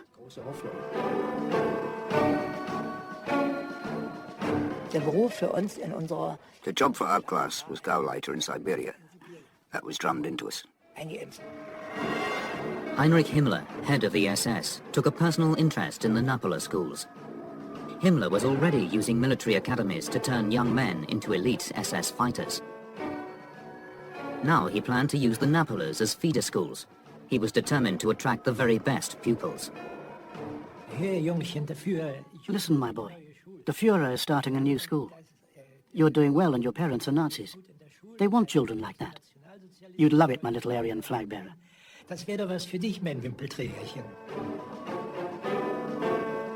Candidates had to attend selection camps that were more about physical determination and courage than intellectual prowess.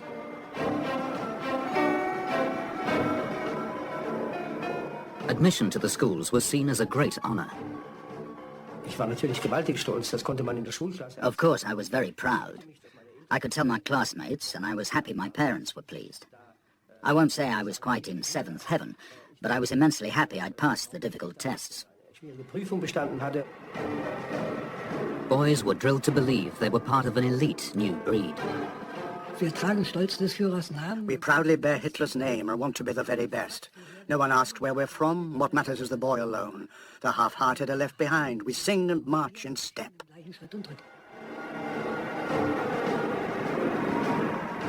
If the Aryan race is the best, and the German people are the best of the Aryan race, and if we're the best of the Germans, then we're the best in the world.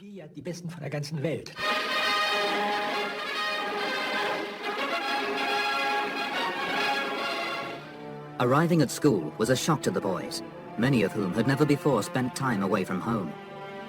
The new clothes were like an army uniform, and classes were called platoons. The first thing we had to learn was to obey.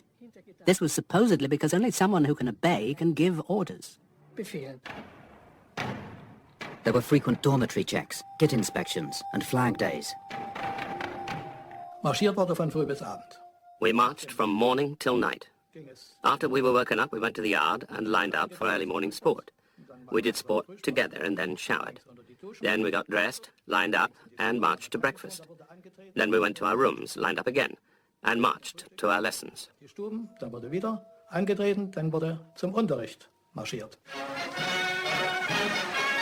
The discipline was designed to break down individuality. You're nothing. Your nation is everything. The individual no longer counted. The only thing that counted was the community, which marched to prescribed rules. The philosophy was simple. Everyone should learn both to give and to obey orders.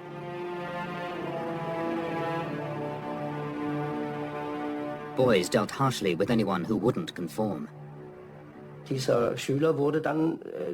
We beat up one boy. I can still see the red wheels on his back. because we hit him with our leather belts. Mit unseren Lederriemen auf ihn einschlugen. Tests of courage became part of the daily routine. Wenn man Schwäche zeigte, dann war man... If you showed weakness, you were a sissy, a coward, a disgrace to the whole squad or the whole legion. Oder der ganzen Hundertschaft.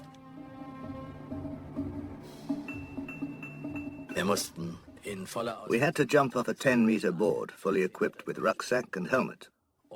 When you hit the surface of the water, the helmet's chin strap would almost rip your head off. Festgeschnallt, dann hat es ihm fast den Kopf abgerissen. Also los.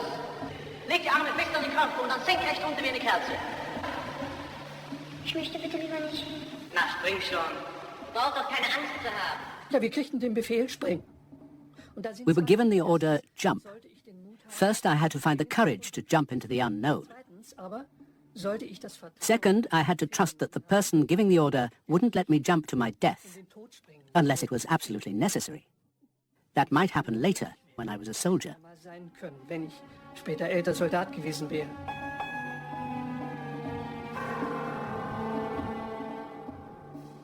Boxing was seen as the perfect test of brain and brawn. Die körperliche Belastbarkeit wurde bis an die Grenze getrieben. When we boxed, boys from older squads were often brought in. The physical difference between 12 and 14-year-olds are huge. They really beat us up. It was all about toughness. Nur härteorientiert.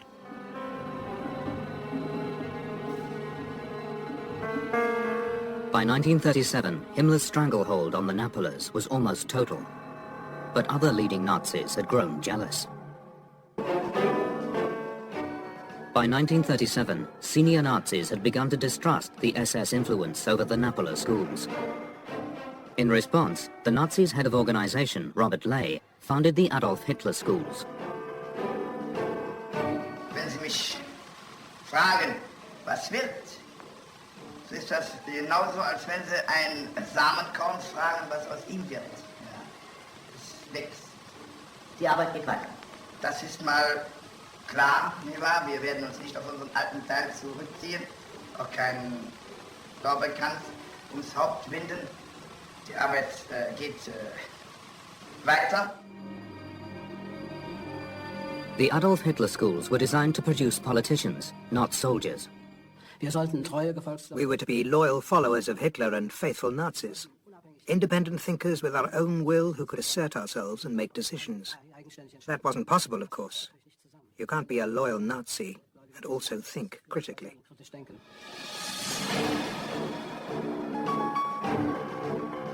Robert Ley himself set a poor example to the boys. Es war Tatsache, dass oft bei seinen Reden auf den großen... It was a fact that during his speeches in the courtyard, he was often drunk. He kept on saying the same old things. You're lucky, you've got it good. It's nice here. Ihr habt's gut, ihr habt's schön. Das war das Aufregendste, was ich endlich auf der Schule... The most exciting thing that happened to me at school was when Wolfgang Dreyer from Hamburg, School 9, suddenly stood up and said, Rechleader, did you know that people think you're a drunk? Then Robert Ley slumped a little and said, rather quietly, boys, you can do anything. Just don't become drinkers. Ihr dürft alles werden, eins nicht, Trinker. The Adolf Hitler schoolboys were showered with special privileges. They wanted for nothing.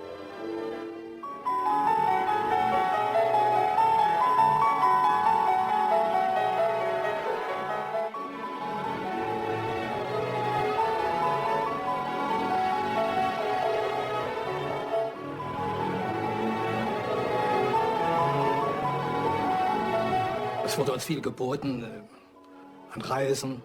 We had a lot of opportunities, trips, maneuvers, as we called them. We could go skiing, and we went to the Alps and the lakes. That was unusual for a boy in those days. If you want to seduce, you must offer seductive things. That happened to us. We were seduced very cleverly.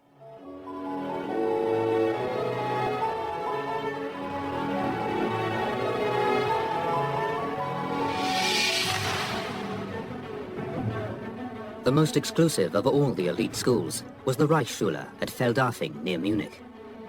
Here, boys boarded in mansions abandoned by wealthy Jewish businessmen.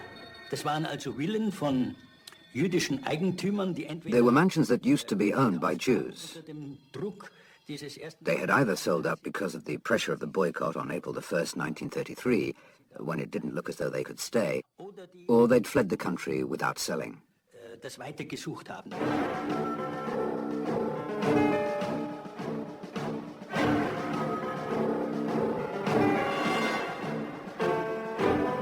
The Reichsschule at Feldafing became home to the sons of high-ranking Nazi officials. These boys were promised glittering futures and were dismissive of the other elite schools. Wir haben immer gesagt, Napola. We always said Napola, Napola, or Adolf Hitler schools, or please. We thought they were so far below us. We regarded ourselves as the best of the party schools.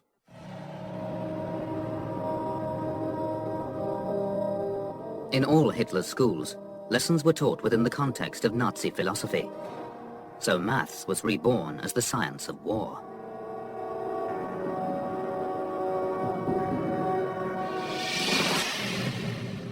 A plane flying at an altitude of 2,000 meters at a speed of 108 kilometers per hour drops a bomb on Warsaw.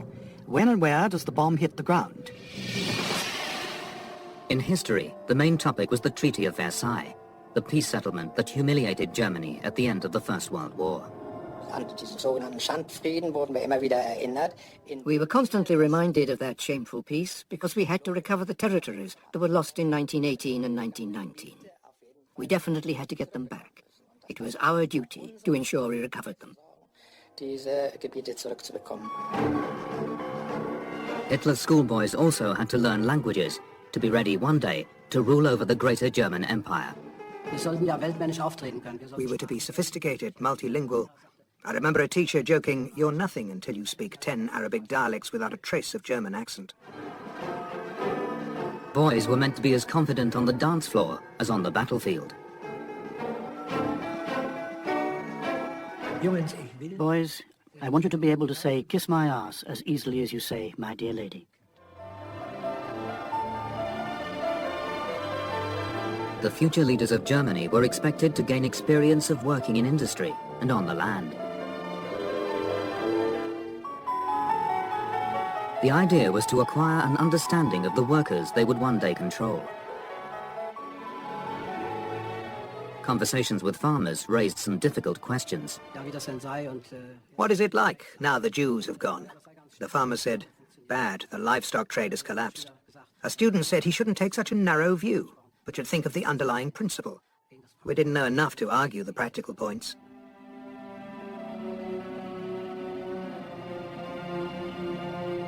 Although the elite Nazi schools boasted of excellence, educational standards were poor. At selection camps, teachers were handpicked for their commitment to National Socialism rather than their intellectual ability. Das ist eines der Haupterziehungsmittel überhaupt gewesen, uns. One of the main educational methods was to instill in us absolute punctuality, absolute discipline and absolute obedience. Zu unabdingbarem Gehorsam, Of course, as teachers, we had to pass this on to our pupils. natürlich auch weiter zu vermitteln hätten an unsere Schüler.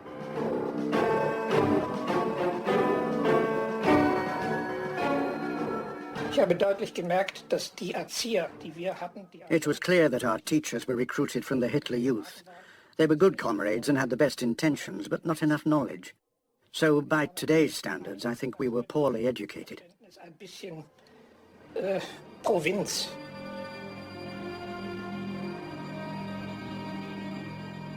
Ich muss mich schämen, wie wenig wir über deutsche Literatur. I'm ashamed of how little we knew about German writers and poets, from Man to Ben, and how poor our knowledge of mathematics was when I compare it with my grandchildren today. Intellectually, it was a poor result. Geistigen Gebiet ein trauriger Abschluss gewesen. Teachers attempted to instruct the boys in party policy. My God, we couldn't care less about party policy. We were Nazis. For us, National Socialism was something else altogether. It was much more than purely party policy. The son of leading Nazi Martin Bormann had to ask his father for clarification. Vati, sag mir mal, was ist eigentlich Nationalsozialismus? Dad, tell me, what is National Socialism? And that was after 3 years of instruction on Mein Kampf and party policy. My father was clearly quite surprised by the question. His answer was a sentence that hit the nail on the head. National Socialism is the Führer's will, full stop. He dictates the full stop, too. All pupils were trained to follow the Führer's orders to the letter. They learned his speeches word for word and carried his photograph in their breast pocket. Die Erde ist ein Wanderpokal. Die Erde ist nicht für feige Völker da, nicht für Schwache und nicht für Faule, sondern die Erde ist da für denjenigen, der sie sich nimmt. Hitler's academies had been loosely modelled on the British public school system. There was even a visit to one school by a class from Eton. Ah, ich finde es sehr schön. Vieles ist noch fremd für mich. Ja, und es ist eine sehr gute Gelegenheit, sich kennenzulernen. Danik, ich meine, wir kommen doch gut aus miteinander. Ja, gewiss.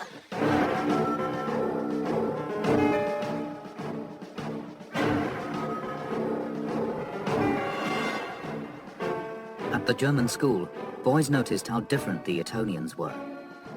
Sie hatten einen Hauch von Eleganz, den wir nicht hatten. They had a touch of elegance that we didn't have. They were relaxed and we weren't. We were the ones who marched in squads, one squad behind the other, across the parade ground. Durch den schönen Hof marschierten.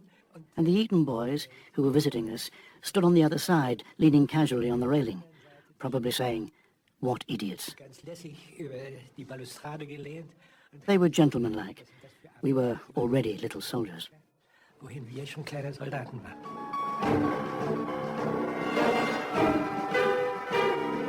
One subject came to dominate Hitler's classrooms more than any other. The problem of what to do with the Jews.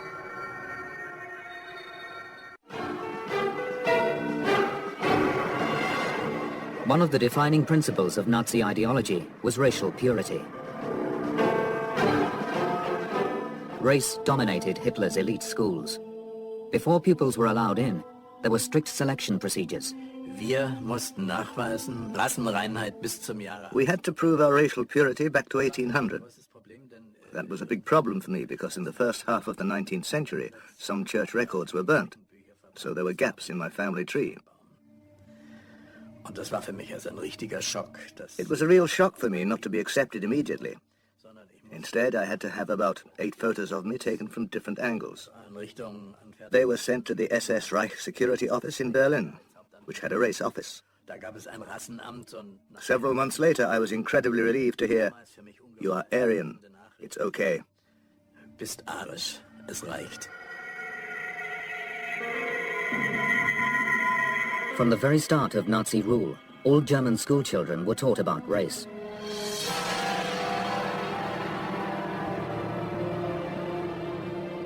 Books and magazines were written especially for children by one of Hitler's earliest supporters, Julius Streicher. Pflanzt es in die Jugend hinein das Wissen, dass am Juden die ganze Menschheit zugrunde geht. Erzieht die Kinder zu einem gesunden Hass, zu einem gesunden Zorn. Sagt den Kindern jawohl mit der Peitsche. Hat er sie hinausgehauen. Erzeugt diesen Hass.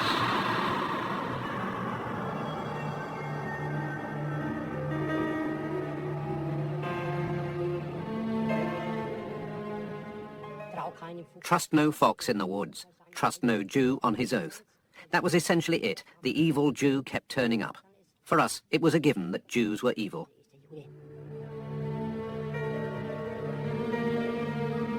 At first, some teachers refused to conform.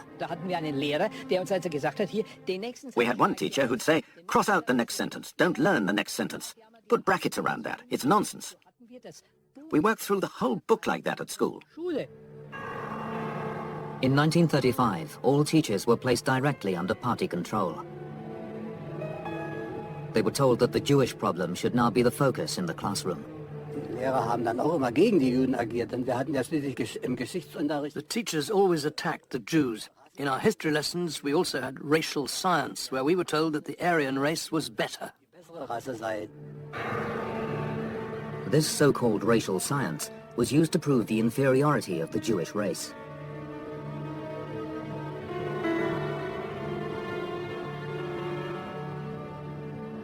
Ich hatte dort das Problem, dass ein Lehrer mich vor die Klasse zitierte und sagte. A teacher called me out to the front of the class and said, "Do you know what a bastard is?" We had heard about bastards in our biology class. Then he said, "This boy, his mother is Jewish. That says it all." Das sagt ja wohl alles. Und da habe ich mich sehr gewundert. I was very surprised that my classmates didn't react all that much. Reagiert haben. Children were forced to face a panel of SS medical staff.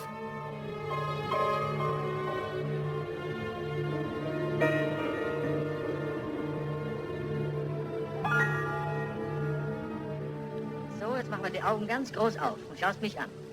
Ja. Georg Weber, Augenfarbe 2a.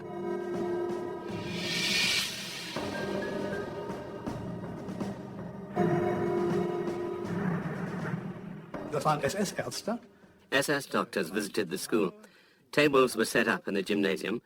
We were weighed and our skulls were measured. And then we were classified.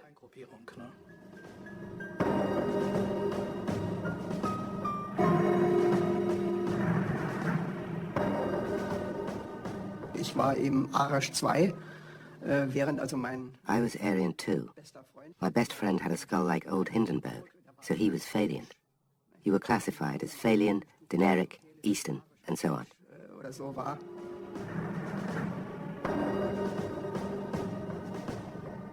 Wenn ich mich umschaute in der eigenen Jahrgangsgemeinschaft. When I looked around at the boys in my year, we certainly weren't all ideal Aryan types. There were plenty of boys with round Saxon heads or Bavarian Dinaric profiles with a hook nose. Mit Hakennase. In Hitler's schools, it wasn't only the Jews who were unacceptable. Ich kenne einen Fall. I know one case of a boy with a round skull and face. I don't want to mention his name. He had to leave the school. They said he was pure Eastern. In Latin lessons, boys were taught how the Roman Empire dealt with Jews. But the Holocaust was never mentioned. Bis wir dran sind, die Führung zu übernehmen. We thought, by the time it's our turn to be the leaders, the Jewish problem will be solved. Germany will be free of Jews. There won't be any left. But we didn't think about Auschwitz, or about Jews being gassed. We wouldn't have been able to imagine that being done. Throwing them out, yes, but killing them, the master race wouldn't do it. It wasn't gentlemanly. It didn't fit the picture at all. We were idealists.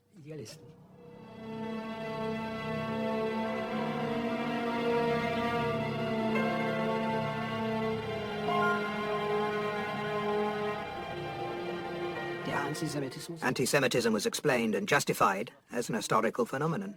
We were told about the pogroms in Worms, Speyer and Vienna. It was obvious that Jews were evil. We didn't know why, just that they had always been like that, and they'd always lived in ghettos.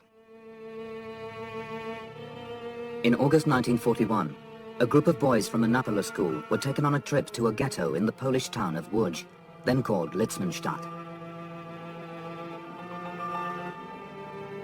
Wir haben nie gelernt. We were never taught, it wasn't in the curriculum, that one of the reasons we're put on this earth is to help those weaker than ourselves. The class teacher wrote, On the 14th and 15th, we were guests in Litzmannstadt. Our boys were delighted with the ghetto.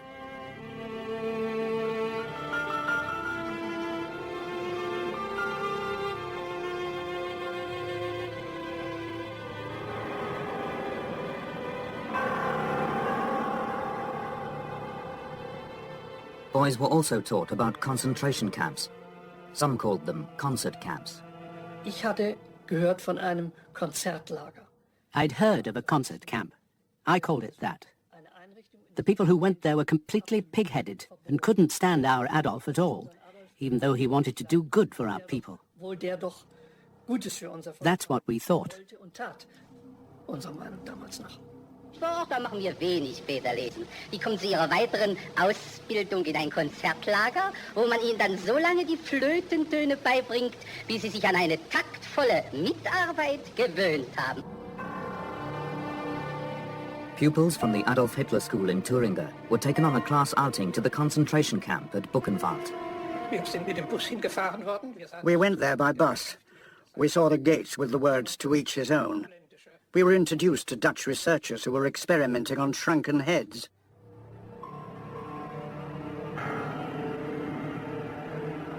They were the heads of Polish prisoners. Man hat uns erzählt, dass in den niederländischen Kolonien We were told that in the Dutch colonies, the headhunters did experiments on their beheaded enemies, and the Dutch researchers were continuing this work. For what purpose? I've no idea. keine Ahnung.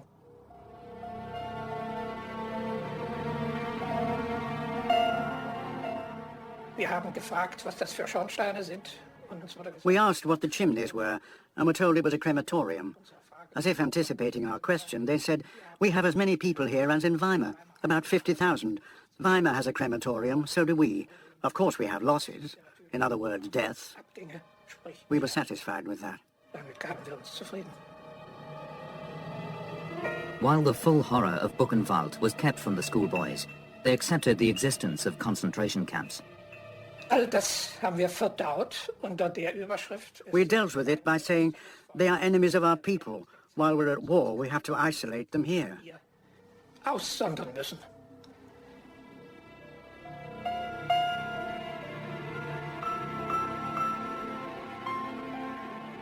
Das größte Verbrechen eigentlich, was an uns... Actually, the greatest crime that we were subjected to was that they eliminated any capacity for pity. vollkommen ausgeschaltet wurde. We were to be capable of thinking, but not able to feel pity. Mitleiden sollten wir nach I'd say they succeeded in that. sagen, das ist der Erziehung gelungen. There was no place for religion in Nazi Germany. It was swiftly removed from the curriculum. By 1942, only 1 in 4 of Hitler's schoolboys believed in God. Instead, there was a new faith, the cult of Hitler. There was no God, but Providence gave us the Führer. Ich selber habe ihn nie gesehen. I never saw him myself. Once I was on the Autobahn from Salzburg to Munich and his convoy sped past us in the opposite direction. I never got any closer to him than that. A blurred, shadowy figure behind the glass. And that's basically what he was like. Far away.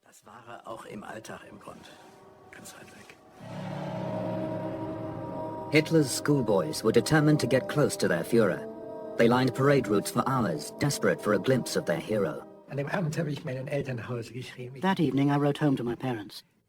I saw the Führer. He walked past me. I so wanted him to look at me, but he just looked straight ahead, and I was very disappointed that he didn't look at me. We were devoted to him.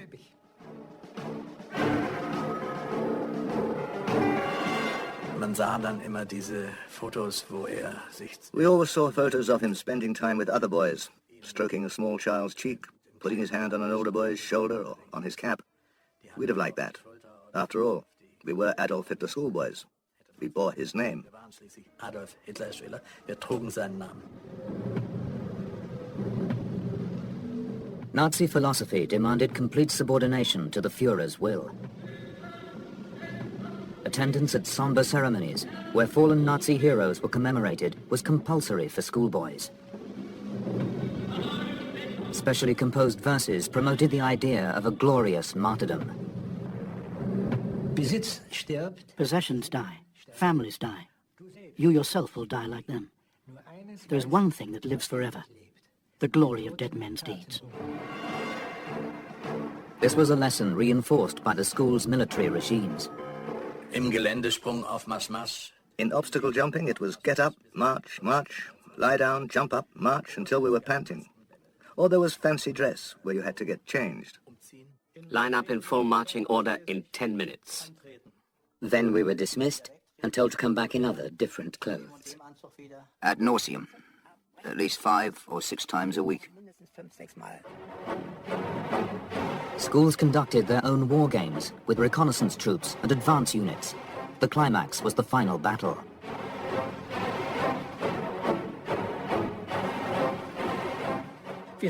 We died in the field games too. We had ribbons of life. When they were torn off, it meant the boy was dead. Pupils didn't have real weapons, but at Napola schools, boys were presented with a dagger engraved with the school motto, "Be more than you seem."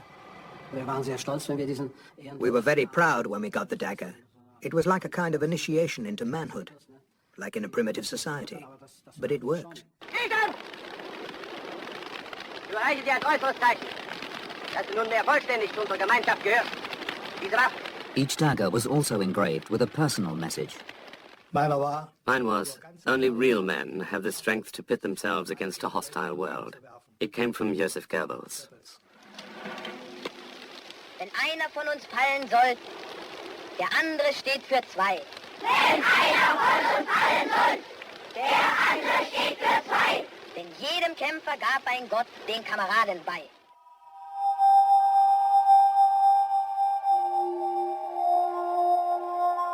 Ich habe einen Kameraden gehabt, der nicht so ganz mitkam. I had a comrade who wasn't really part of community life and felt somewhat rejected. One night he went out into the castle garden and stabbed himself with the dagger. He committed suicide with his dagger of honor. The system was designed to push the boys to breaking point. Only this way could the regime identify the very strongest. You had to test yourself. If I didn't want to do something, I'd ask myself, do we always have to stand up straight, and so on? Yes, you do. It's your duty to your school, your Führer, and your people.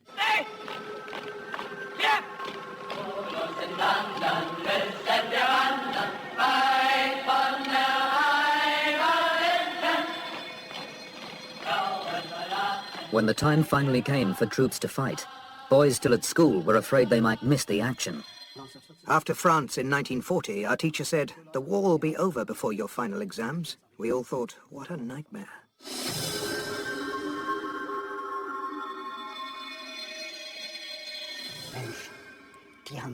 We thought, God, they're lucky, they've made it.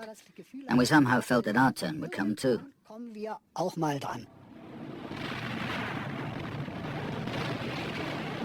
The schools promoted an idealized version of war.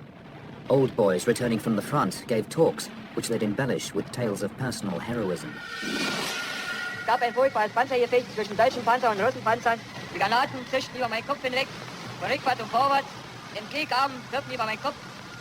Jetzt ließ das Feuer wieder einstellen, griff zum Karabiner, denn jetzt wurden mir die russischen Infanteristen wieder von hinten gefährlich. Die stürmten zurück und ich legte an. Jetzt hieß es nun nur noch sicheres Auge und starke Hand, ruhig Blut und fester Stand. Ich legte an und habe nur die Russen, die auf mein Lob von hinten drauf zukamen, umgelegt. Dann haben wir die immer bewundert, was das für Helden sind. We wondered what it was like to be a hero, but thought we'd probably miss out on the war. They said, don't be sad, young comrades. We won't be dragging the war out until you're old enough. But after our final victory, there'll still be plenty to do. Aber es gibt auch danach noch genug zu tun.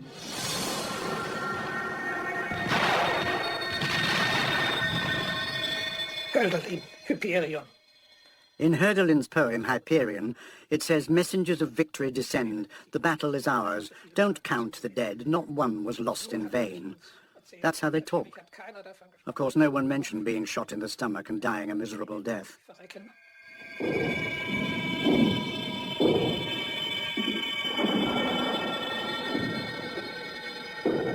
As German casualties mounted, more and more of the elite schoolboys saw action. In March 1944, the head of the Napola schools reported to Himmler. The next generation of young leaders has now proved itself against the enemy. 4 are wearing the Knight's Cross with oak leaves, 33 the Knight's Cross, 96 the Gold German Cross, and 1,226 were killed or missing in action. Am Anfang waren wir stolz. Am Anfang. At the beginning, we were proud to give our lives for Germany. That's how we saw it. So dachten wir damals. Dann wurden wir Then we were distressed because younger men who had been our older comrades at school were dying. Jüngere, die wir noch als Gruppenführer oder überhaupt als ältere Kameraden in der And it wasn't just our comrades who were dying. It was our fathers too. Kameraden, es fielen auch unsere Väter. In spring 1945, reinforcements were urgently needed when Berlin came under attack. Most of the senior boys from the Potsdam Napola school were drafted to the front. Their commander was August Heismeyer, head of the Napola schools. He rallied them with stirring words. The Führer is in Berlin. You must be loyal to him. Wenk's army is on its way. In 24, or at the most 48 hours, we'll turn destiny around. Heissmeyer fled Berlin shortly afterwards, leaving the boys to face a ferocious Red Army assault.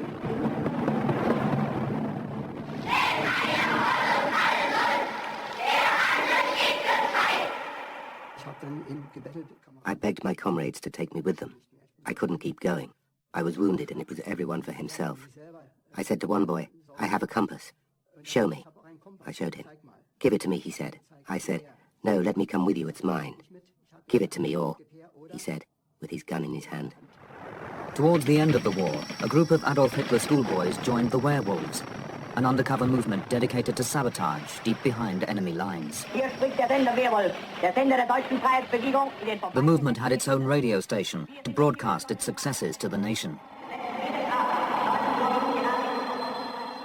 In February 1945, 2 Adolf Hitler schoolboys, both undercover werewolves, were caught spying on American troop movements. They were found guilty of espionage and handed the maximum sentence, death by firing squad. They were 16 and 17. Up to the end of the war, I was learning to die for my fatherland, but I didn't learn to live for it. Our thinking was, you're nothing, your people are everything. Germany must live, even if we must die. Germany, you will shine, even if we die. Many of the elite schoolboys ended up in prisoner of war camps, but they still dreamed that Germany would triumph. Ich war schon in Gefangenschaft. Ein strahlender Maitag. I was a prisoner of war. It was a beautiful day in May, with a slight breeze in a steel blue summer sky. A kind of air wave came along.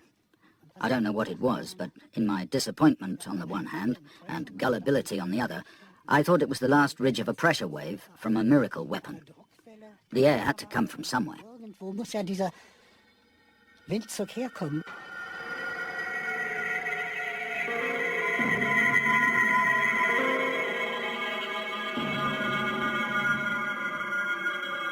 Eigentlich war das nicht richtig, wie die zusammenbrach. Also so von uns. From our point of view, the end was all wrong. It just wasn't the way things should have been done. There was no announcement and no Heil Hitler.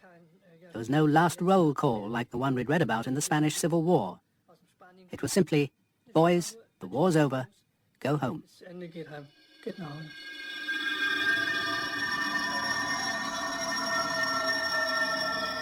It was only later that the boys began to realize what their education had been for. All those things they'd done to us had a specific aim. And that aim, it becomes clearer to me every year, was a hero's death.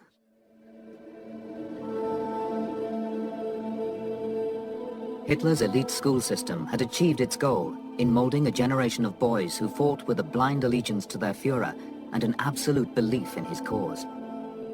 Many are still bitter about what they were taught. Betrogen und missbraucht wurden vor allen Dingen die es nicht überlebt haben. The cheated and exploited ones are those who didn't survive. That was about half of us. But anyone who did survive should admit his own stupidity and try to do better with his children and grandchildren. Enkeln besser zu machen.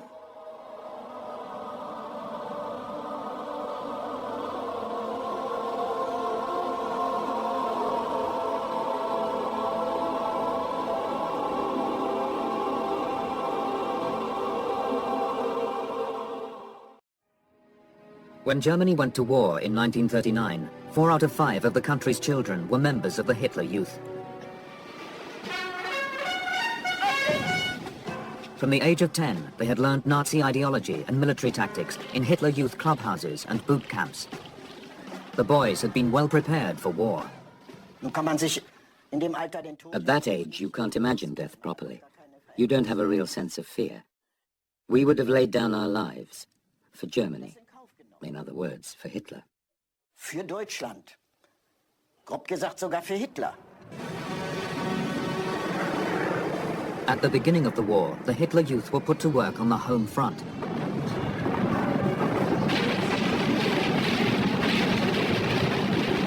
Boys manned the flak guns, and the Hitler Youth Fire Brigade fought the daily blazes.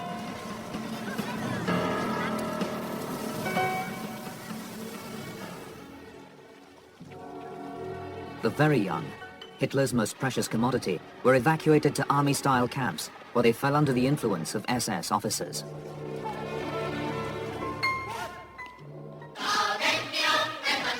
In the final years of the war, as German casualties mounted, Hitler would look to his youth movement for reinforcements. It was dangerous to be aged 18 in those days. One of us lost an eye, another an arm. In all, we had losses of nearly 50%. We were driven into a war and used as cannon fodder in a way that makes a mockery of every military principle. We were expendable. Hitler's children were going to war.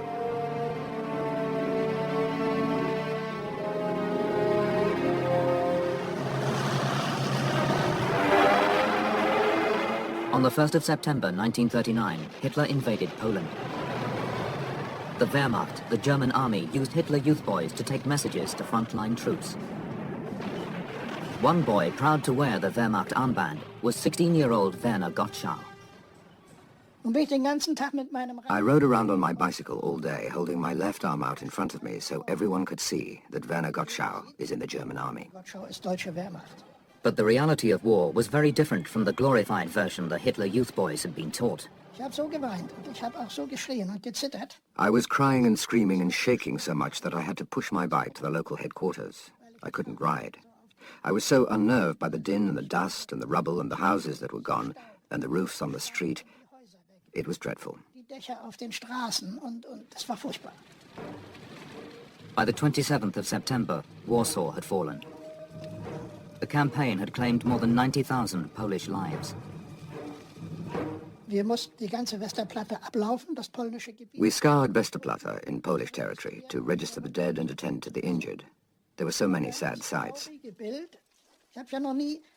I hadn't seen dead people before except at funerals laid out in a coffin, but these lay on the ground, dirty and bloody. It was an experience that took me a long, long time to get over.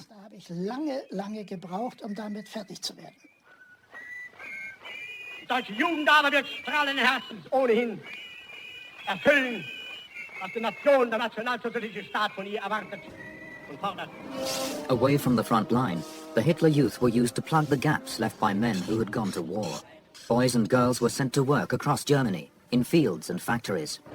Im Krieg zählt eines jeden Hand und wir verzichten gerne auf Luxus, Launen und auf Tanz. Ob jung, ob alt, ob Frau, ob Mann, auf jeden kommt es heute an. In 1940, the Hitler Youth leadership reported that more than 5 million teenagers were working as part of the war effort. Without them, the German economy would have collapsed. Younger Hitler Youth members also wanted to help. We collected for the Winter Relief Fund. We had to publicize it so that people would give generously. We were each allocated a doorway in the marketplace.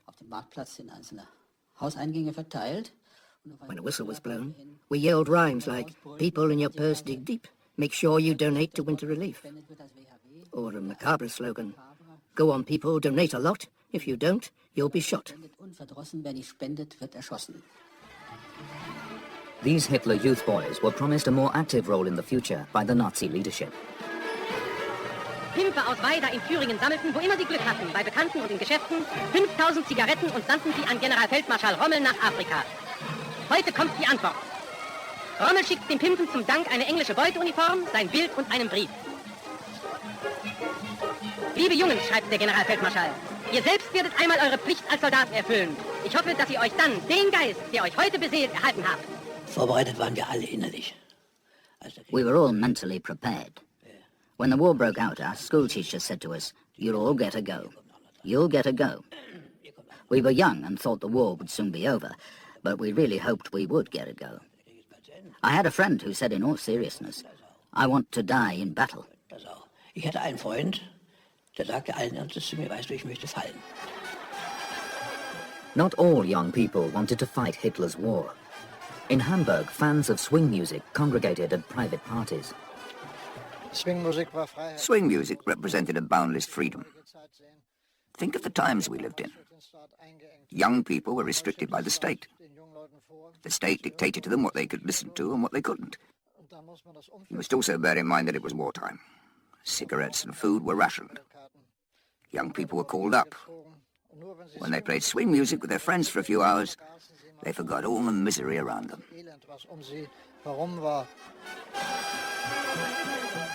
Fans of swing associated the music with the American way of life. It was a million miles away from the regimented discipline of the Hitler Youth.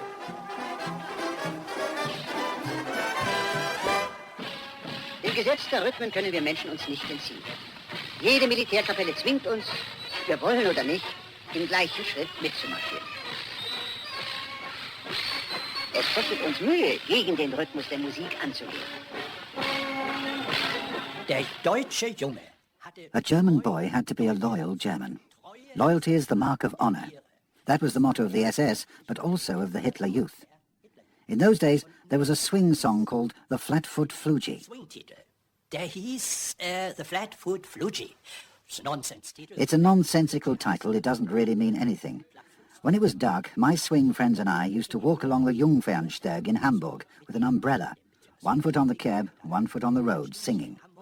Regenschirm und dann immer mit einem Fuß auf dem Bordstein, mit dem anderen Fuß auf der Fahrbahn und dann the Flatfoot Flugie. The Flatfoot Flugie with the fly, joy. Fly, fly, the Flatfoot Flugie with the fly, fly, treu, Deutsch, treu. Loyal German, loyal German, loyal German. The first time I remember thinking, are you allowed to say anything so facetious? I found it really hard to do. Das ist mir schwer gefallen, das zu machen.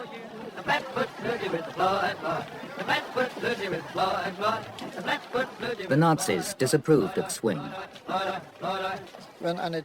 A dictatorship needs the young to be soldiers. Then along came these youngsters who looked totally unmilitary in their check suits and crepe-soled shoes and with long hair.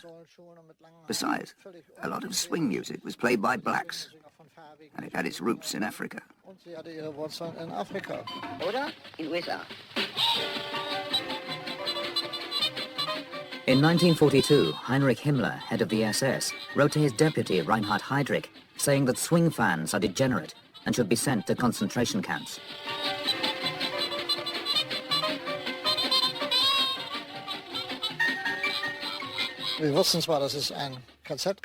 We knew there were concentration camps. We thought you went there, worked and got your food. But that you died there and starved. We didn't know that.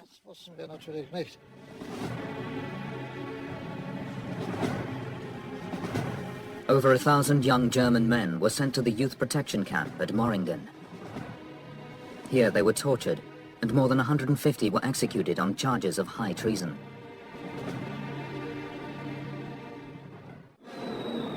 On the 11th of May 1940, Allied leaders took the decision to bomb German cities. Within hours, the first bombs were falling on Berlin, Hamburg and Hanover. Over the next 4 years, Allied bombers brought terror to German civilians. In that air raid shelter, I saw women throw themselves on the ground and scream, pray and panic when the light flickered and the fresh air pipe rattled.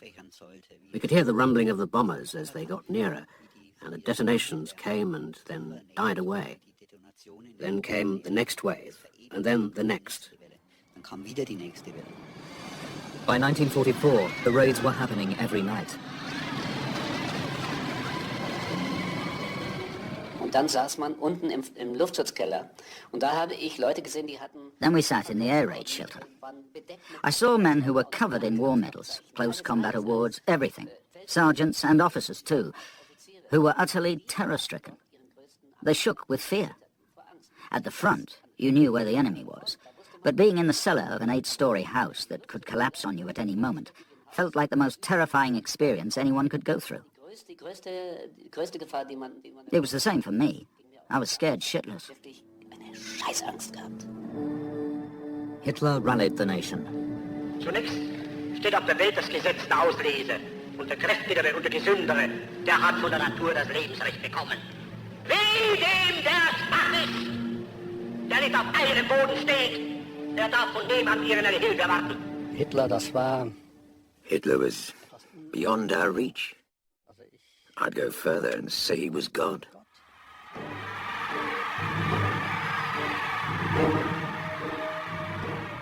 Das höchste der Gefühle für mich. My greatest dream would have been for him to come into our air raid shelter. As a child, one has these fantasies, and put his heavy, godlike Hitler hand on my shoulder and say, "You are a young German soldier." Junger deutscher Soldat. Dann kommt eine neue deutsche Jugend und die dressieren wir schon von ganz Kleinem an für diesen neuen Staat. Wir wollen jetzt einmal ganz eiskalt und nüchtern die Interessen unseres Volkes verteidigen. 1942 kam... In 1942, my father came home on leave. He'd been called up. I was already in bed, and I heard him say to my mother, "If someone doesn't shoot Hitler dead soon, he'll lead us to ruin." To me, it was awful that my father could say that about our beloved Führer. We'd been indoctrinated. We knew no better. I remember even wondering whether I should report it. Ich weiß noch, dass ich mir sogar überlegt habe, ob ich das nicht melden müsste.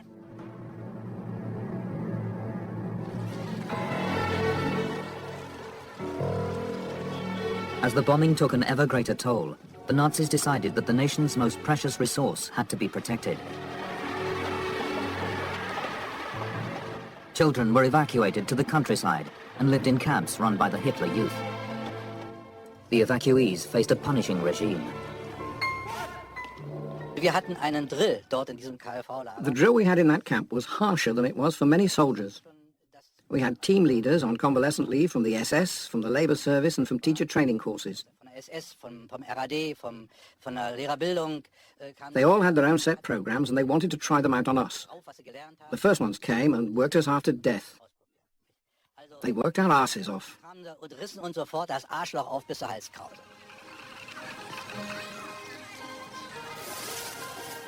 Newsreels showed the evacuees enjoying happy, healthy holidays. In one sense, we were barbarians. We did field exercises and the usual drill. But we were also taught how to kill animals, cut off chickens' heads, kill hares, wring pigeons' necks and the like. They were barbaric tactics to toughen us up. Kitty, was machst du denn? Willst du noch nach Hause schreiben? Ja. Na, du hast ja noch gar nichts auf deinem Bogen drauf. Wie fängt man denn einen Brief an? Natürlich, meinen lieben Eltern. Ich bin gesund, wie eine Rübe. Ich hatte einmal eine falsche Anschrift. I once made a mistake in the address and my letter was returned. Then I saw that parts of my letter had been blacked out. In other words, what I wrote was being controlled. Perhaps I wasn't saying the right thing, or maybe it was all meant to be a secret.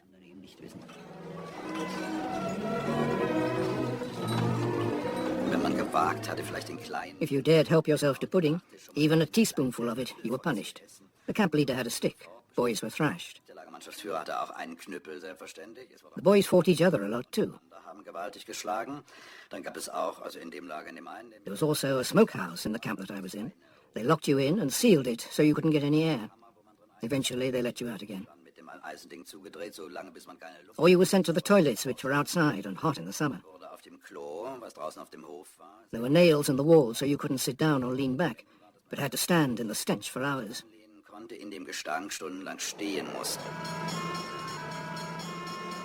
In the cities, older Hitler Youth boys were sent into action while the bombs were still falling.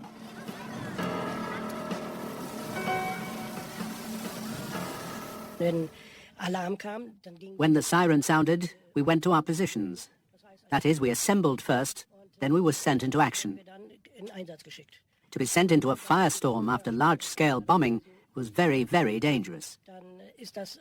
You had to go bent double in the middle of the street, because above that, the oxygen had all been consumed.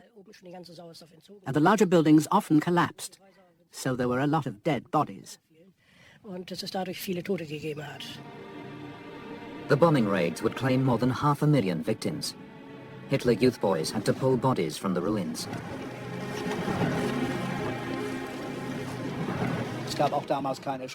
We didn't have protective suits. We did everything with our bare hands. We had to overcome our revulsion when we touched dead bodies that were covered in blood and stuck in the rubble. Einen Toten anfassten, der natürlich blutbeschmiert war, der zum Teil eingeklemmt war.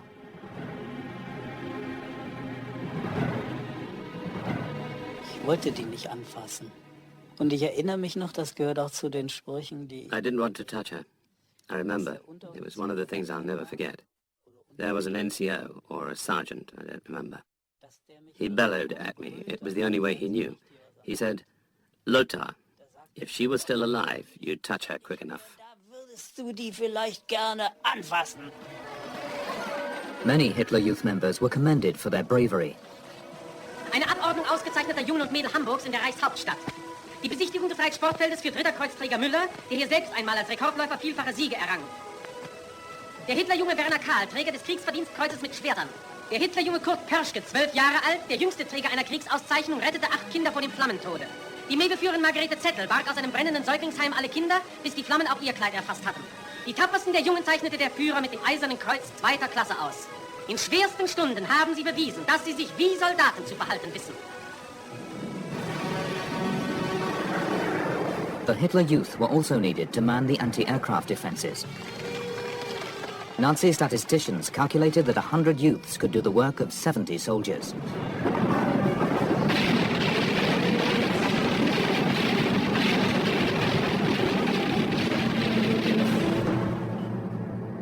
Boys as young as 15 and 16 were recruited directly from the classroom.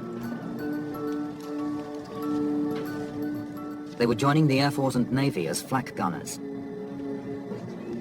Wir freuten uns sehr darauf, sehr. Und da stand unser Deutschlehrer. We really looked forward to it a lot. Our German teacher, who was teaching us at the time, stood up, tapped his forehead with his finger, everyone who was there remembers that, and shouted, "You idiots!" Und schrie, "Ihr Idioten!" Some leading Nazis had concerns about the policy. Among them was Martin Bormann, Hitler's private secretary. Our enemies will see the over-hasty conscription of adolescents as a sign of weakness. Their propaganda will claim that Germany has used up all her resources and as a last resort must recruit children. Despite Bormann's objections, boys were given crash courses in handling searchlights and firing anti-aircraft guns. Und dann hörte man langsam dieses Brummen. Then you heard the rumble of the planes. I'll never forget it. It was a powerful rumble.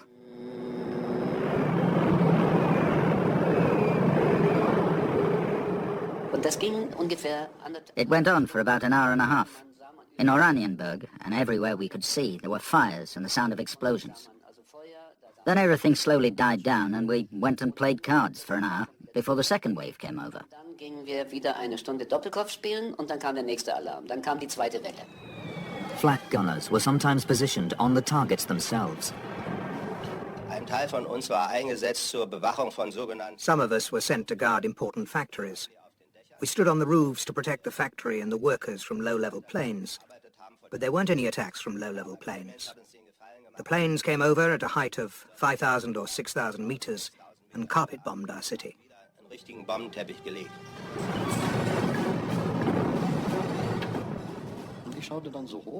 I looked up and wondered where they were heading. Suddenly they opened their bomb doors, and the bombs came out like little black dots that grew bigger by the second. That was the only time I felt afraid at the front. I threw myself into a trench and prayed that it would soon pass.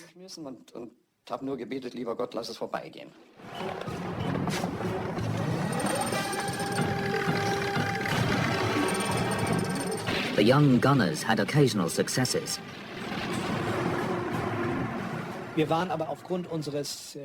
We were so excited about shooting the plane down that we didn't stop to think. We ran straight over. It was pure curiosity. Und dann kam auch noch... But there were other factors. We were very interested in weapons. We were very interested in munitions. We were very interested in the uniforms, the pilots' clothes. I confess that we were so heartless at the time. We even tore the clothes off the dead pilot's body. Toten Piloten sogar Bekleidungsstücke vom Leib gezogen haben. The teenage flak gunners were among the first of the Hitler Youth boys called to combat. Soon, many more would see active service. By 1942, 250,000 German soldiers had died. More and more young men were needed to fight Hitler's war.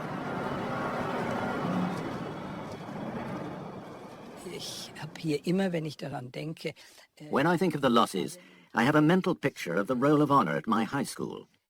The art teacher painted over an old drawing board and wrote 6 names on it after the Polish campaign and another 6 names after the French campaign. Eventually, the board was full. Another was hung underneath, then one to the left, then one to the right.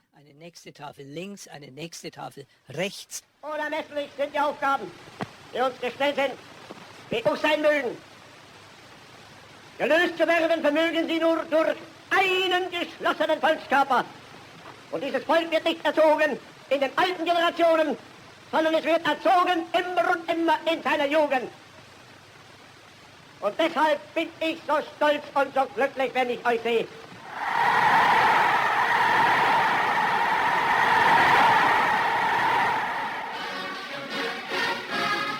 The Nazis used big-budget feature films to sell their cause to the nation's youth. These epics taught children about the honor of dying for one's country. Cadets was a film set in the time of Frederick the Great, but it was about my generation. It was about cadets. Matthias Fielmann was in it. It made a big impression on us. We used to sing their song, How I Long to Meet the Foe, When Out on Patrol I Go. Los, schieß, was rausgeht!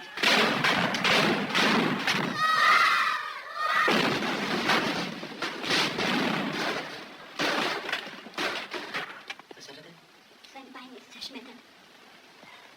Mir tut's auch nicht mehr weh. Du musst ganz still liegen, hörst du? Er hat Rahmen aus den Steinen gezogen. Aber er ist ja selber erwischt worden. Am Kopf und am Rücken. Na, ich weiß nicht. Ich weiß nicht. Eigentlich seid ihr doch gar kein so schlechter Jahrgang. Nun kann man sich in dem Alter den Tod ja auch wohl nicht richtig ausmalen. At that age, you can't imagine death properly. You don't have a real sense of fear. We would have laid down our lives for Germany. In other words, for Hitler. Grob gesagt sogar für Hitler. Grenadiere und Pioniere müssen ganze Kerle sein. Mit ihrem harten Einsatz macht sich die Hitlerjugend in ihrer Wehrertüchtigung bereits vertraut. Später wird es sich im Kampf mit dem Feind bewähren. The Hitler Youth had always practiced military tactics in their training camps, but from 1942 the drill became even more rigorous. Boys took part in 3-week courses where they reenacted army maneuvers from earlier in the war. Boys who joined the infantry had already done field training. They knew about camouflage and how to move in the woods or over a field or meadow. They could even dig a foxhole for cover while lying down and under shell fire. That's what they'd practiced in the Hitler Youth.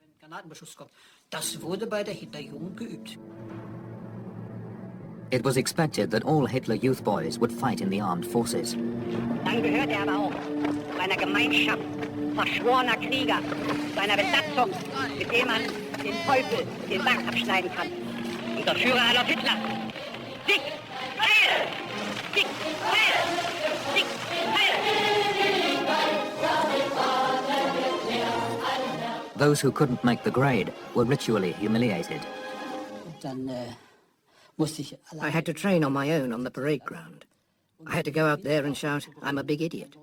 I didn't mind that.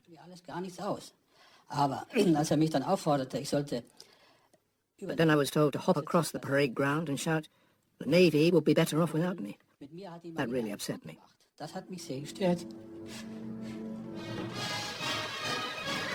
The Battle of Stalingrad in the winter of 1942 was a major turning point in Germany's war. Hitler became obsessed with holding the city that bore his greatest enemy's name.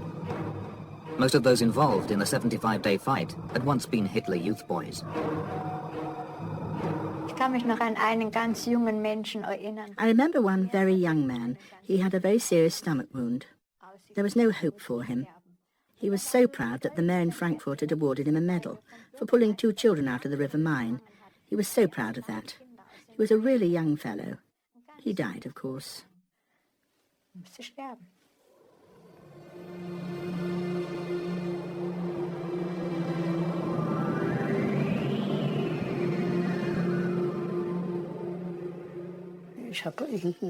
I had a huge hole in my lung and ribs, and I breathed through that. My mouth and my nose were blocked. It made a whistling sound. I thought I was a gunner.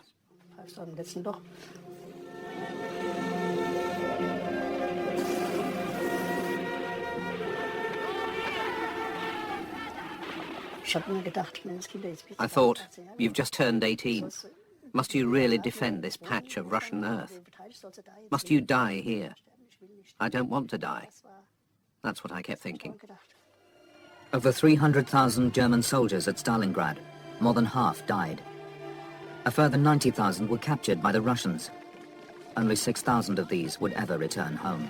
Und jeder Deutsche, noch in 1000 Jahren, muss mit heiligen Schauern das Wort Stalingrad aussprechen und sich erinnern, dass dort Deutschland letzten Endes doch den Stempel zum Endsieg gesetzt hat. When the Aryan sees no way out, he glorifies his downfall. They painted fighting till the last man was dead as heroic and valiant, rather than colossal self-destructive stupidity. My battery only has 26 shells left. Here we crouch, still young, but no longer stupid. We once shouted Heil Hitler along with everyone else, but now we must perish or be sent to Siberia. After the defeat at Stalingrad, the Nazis demanded a new level of commitment from the nation. Das deutsche Volk wehrt sich gegen die totalen Kriegsmaßnahmen der Regierung. Es will nicht den totalen Krieg, sagen die Engländer, sondern die Kapitulation. Seid ihr entschlossen, dem Führer in der Erkämpfung des Sieges durch dick und dünn und der schwersten persönlichen Belastungen zu folgen?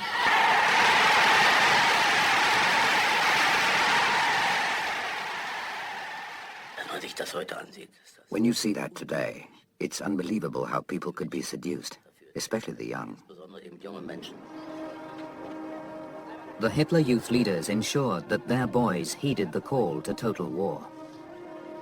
Deutsche Jugend ist angetreten, vor aller Welt zu beweisen, dass sie der feindliche Vernichtungswille und Terror nicht brechen kann, sondern sie nur härter und gläubiger macht für den Kampf unser herrliches Großdeutsches Reich. But not everyone was happy to serve Hitler. The idea that we might lose the war after what we'd done to other countries, this unconscious sense of guilt played a huge role. The feeling we had burnt our bridges. There was only victory or downfall. Among many young people, this feeling was very deep-rooted. Felsenfest verankert. Wo wir sind, da ist immer vorne, und der Teufel lacht nur dazu. Ha, ha, ha, ha, wir kämpfen. The Waffen-SS was one of Germany's most ruthless fighting forces.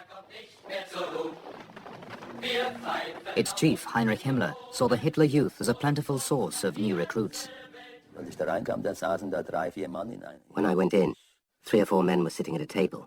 One said, "Someone like you, tall, strong, healthy, you'd suit the Waffen-SS. How about it?" That really turned my head. The Waffen-SS were an elite guard. Of course I wanted to join an elite guard. I clicked my heels and said, "Yes, sir." The Waffen-SS organized elaborate advertising campaigns to attract Hitler Youth boys. They used the idea of exclusivity as a seductive tool. When I got home, my mother was in the kitchen. I said, "Mum, I'm joining the Waffen-SS, the elite guard." Then I looked at her. She looked right through me and started to cry.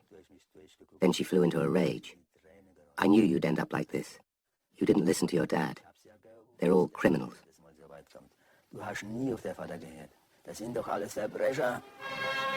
Im Westen besucht Reichsjugendführer Axmann die SS-Panzerdivision Hitlerjugend. In einer Ansprache sagt der Reichsjugendführer, die Haltung dieser jungen Soldaten und ihrer Führer ließ diese Truppe zum Sinnbild einer wahrhaft nationalsozialistischen Division werden. Axmann volunteered 20,000 Hitler Youth boys for service in the Waffen-SS. Der Reichsjugendführer. The Reich Youth leader gave the Führer a Hitler Youth division for his birthday on the 20th of April. Eine Hitlerjugenddivision. It was a warped birthday present. But it didn't occur to me then that it's monstrous to give children as a present just so they can be sent to die. Zum Geburtstag geschenkt bekommt, zum Sterben. As the Second World War entered its final decisive year, boys as young as 14 would be called upon to fight for Hitler. On the 6th of June 1944, D-Day, one group of teenagers was sent in to defend the Normandy beaches. Because of their age, they were nicknamed the Baby Division. At first we thought, my God, now they're taking the children. But then we saw the children fight. I saw them myself on the stretch from Saint-Lô. I had my sights on an American tank and was going to fire, when to my horror I saw a German soldier waving his bazooka to stop us from firing.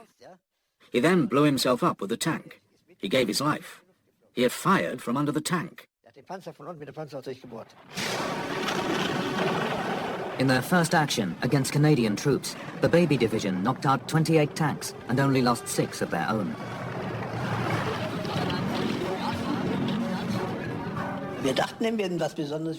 We thought we were special. Special heroes, although we didn't use that word. We thought we were the best division in the German army. We saw any losses as proof of how tough we were and how hard we fought.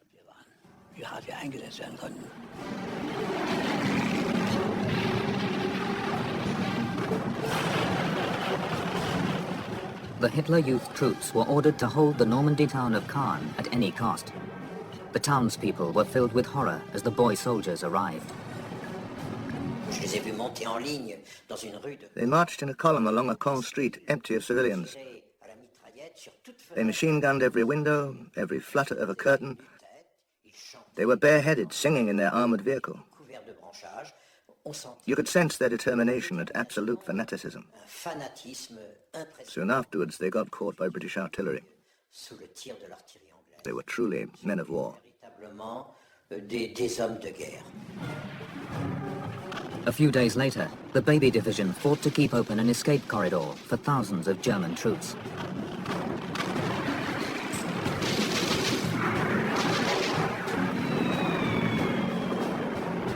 The boys were sent to the firing line. They allowed themselves to be killed in their foxholes. They didn't realize that the war was already lost. They sacrificed themselves for Germany for nothing.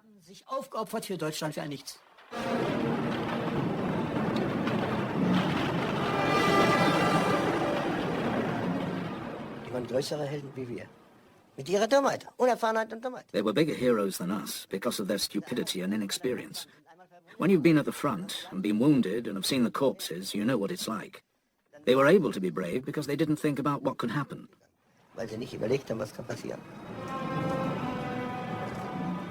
Within a week, 1,000 boys in the Baby Division were dead.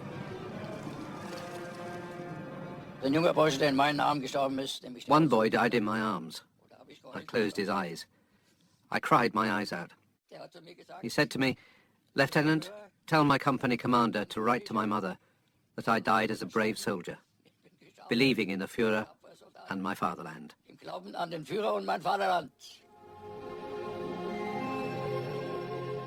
Of the thousands of Hitler Youth boys fighting in Normandy, less than half returned home in autumn 1944.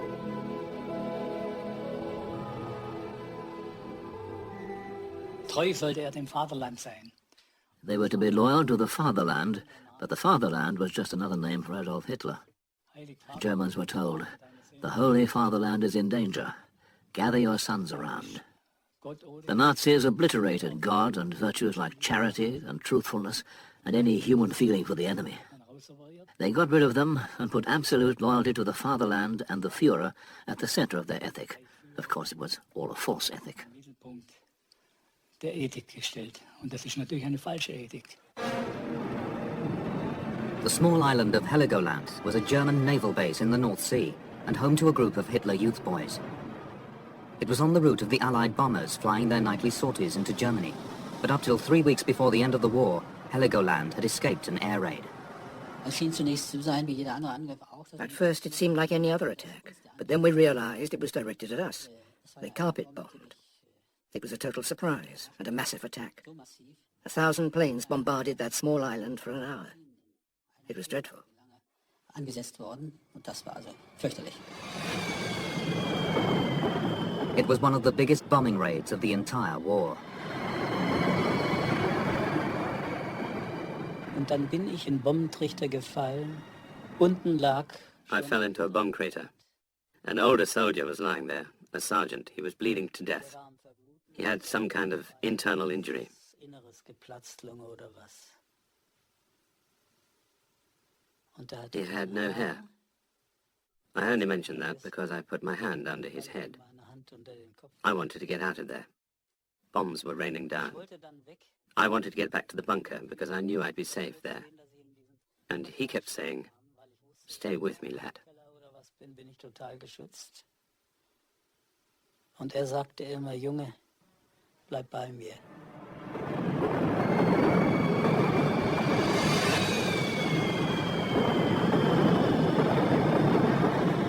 Of the estimated 500 troops stationed on Heligoland, 120 died in the RAF raid. Und als ich dann ins Freie wieder kam, dann sah ich die vielen Toten. When I went outside afterwards, I saw all the corpses. In meiner Batterie, die nicht, die am Ende The boys in my battery were all dead. They'd fallen where they'd been standing at the start of the raid. wo sie am Anfang waren. The majority of my classmates perished. Die Mehrzahl meiner Klassenkameraden ist da gefallen.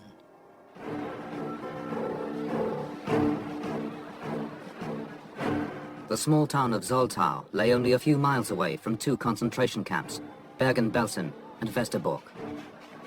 Since 1942, the people of Zoltau had watched goods trains laden with Jews heading for the camps.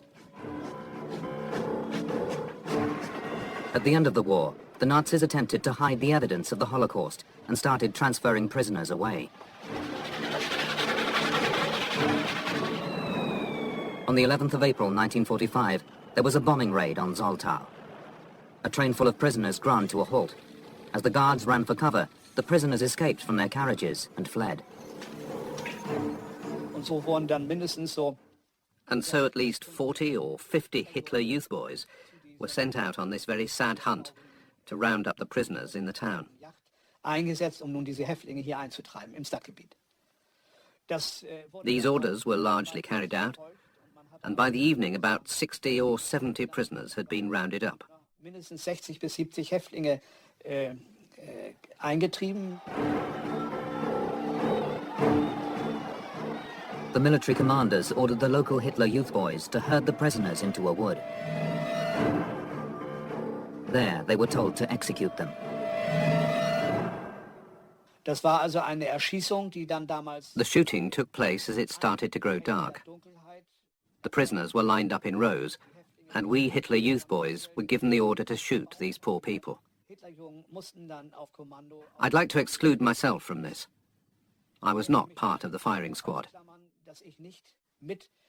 In dieses Exekutionskommando hineingehörte. Sicherlich habe ich damals schon mit 17 Jahren empfunden. Even at the age of 17, I felt something very unjust and cruel was happening. Sicherlich davon. And that undoubtedly kept me from shooting anyone and caused me great distress. Sondern dass mir das schon einfach zu viel wurde.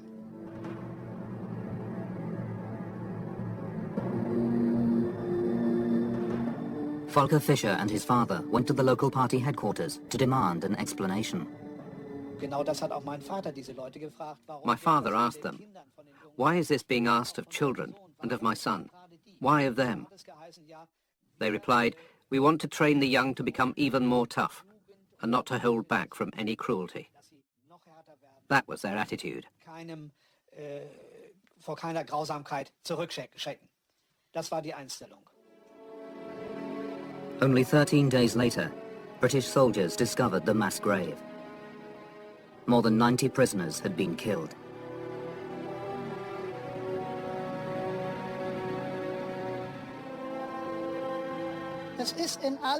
During all those years in the Hitler Youth, not once did a resistance fighter come to me and say, "Werner, stop it. This is the wrong way. You're going astray. This party isn't doing us any good at all." Die bringt uns nichts Gutes. Nichts. Hitler Youth boys paid a heavy price for their loyalty.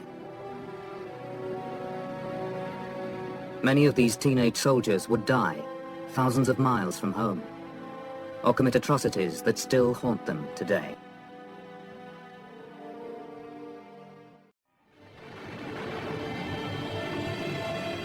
By the autumn of 1944, the German army was increasingly relying on boy soldiers to fight Hitler's war. It was in the ranks of the Hitler Youth movement that they had learned to die for the Third Reich. It was our duty. We had to fight to the last, come what may, because the flag was greater than death.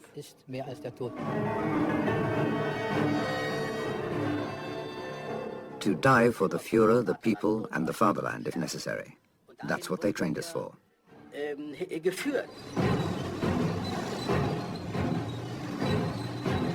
Despite the training, the teenage army was no match for the massive firepower of British and American forces in the West, or the marauding Red Army in the East.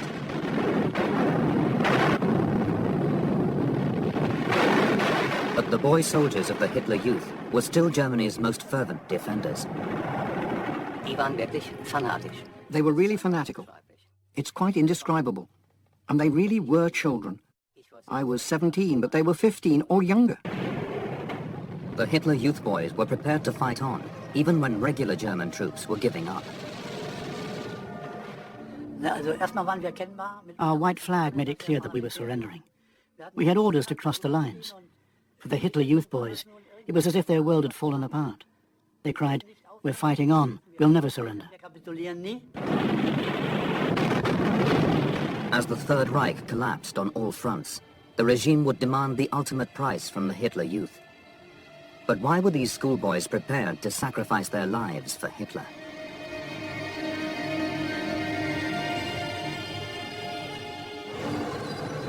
By Christmas 1944, the Nazis had been pushed back from the French Atlantic coast to the German border. A massive counterattack was planned in the Ardennes. On the morning of the 16th of December, a huge German artillery barrage began what became known as the Battle of the Bulge. Failure was not an option. They'd stuffed us full of propaganda. We heard it from the officers and on the radio. They kept on telling us that we had to win, no matter how.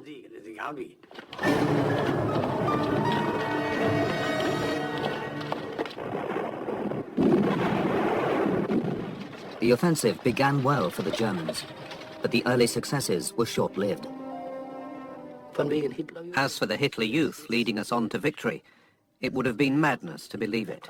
I learned how to cry. Gunther Muntz was a Hitler Youth boy in the Ardennes. He saw firsthand the full force of the Allied firepower. It was a quiet night, but ice cold. It was Christmas Eve, but we didn't think about it. I scratched a hole with my spade and put some straw in it. I fell asleep very quickly, probably from sheer exhaustion. In the morning I was woken by a dreadful din, artillery firing and bombs falling. You couldn't tell which was which. Allied bombers had seized the first clear night of the battle. They unleashed a mammoth aerial attack.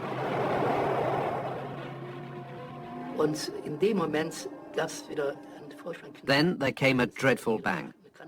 A shell or a bomb had exploded nearby. I crawled back into the hole and noticed I'd been hit in the lower leg. And then blood started to spurt out. I held the wound closed as best I could. After the initial German successes, the Allies quickly gained supremacy in the Ardennes. The campaign would cost Germany more than 100,000 lives. On the home front, government broadcasts ignored the bloodshed and concentrated on Christmas. Zurück in die Weihnachtsseligkeit der Kindertage.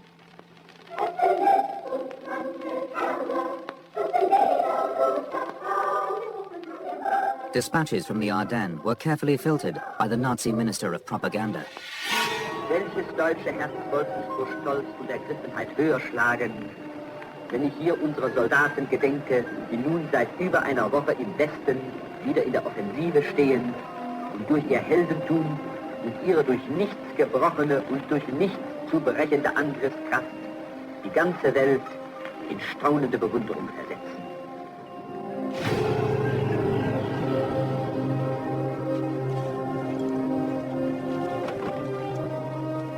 By Christmas 1944, the average life expectancy of new recruits in the German army was only 1 month. A Nazi decree passed a few weeks earlier meant that many of these new recruits were schoolboys. On the 19th of October 1944, boys born in 1928 had been declared ready for war. Boys of 15 and 16 proudly volunteered to fight for their country.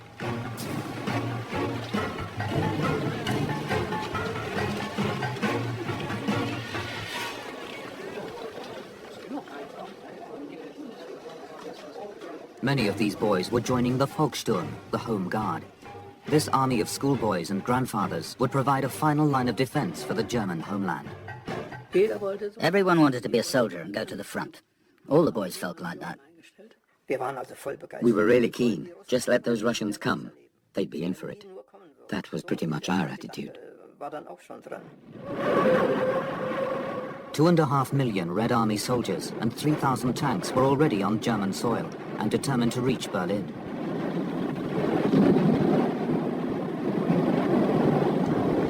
In the last days of January 1945, the Russians completely encircled Königsberg in East Prussia, now Kaliningrad in Russia. The Nazis declared it a stronghold to be defended at all costs.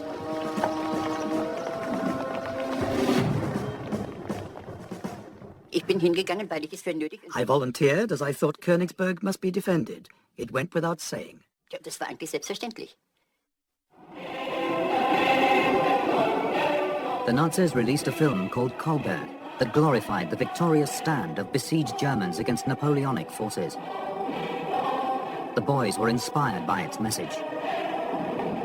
If you fight as hard as you can and keep fighting, you will win.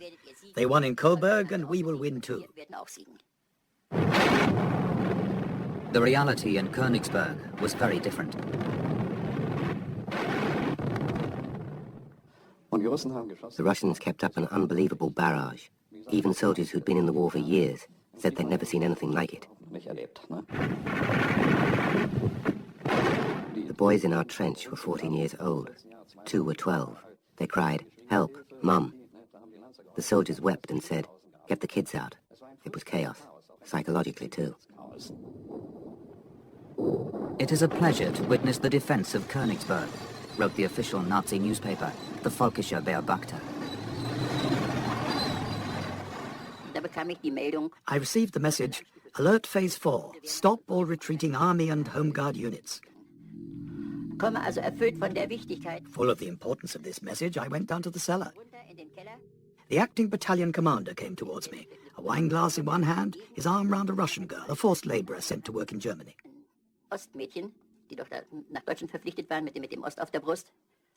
When he saw me, he looked guilty. I thought, what's he doing? That's racial defilement. I really thought that.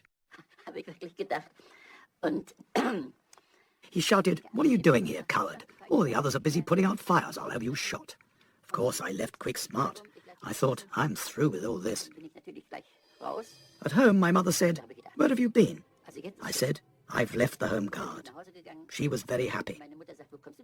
I changed out of my uniform, threw it on the rubble, and was a little boy again. Dann habe ich mich umgezogen, habe die Uniform in die Trümmer geschmissen und dann war ich wieder ein kleiner Junge. Most boys followed orders and stayed at the front. Wir konnten damit rechnen, dass bis zum nächsten Mittag. We could expect that by midday, the following midday, most of them wouldn't be alive. Völlig unsinnig. Solche? It was utterly senseless to send such young boys to the front line.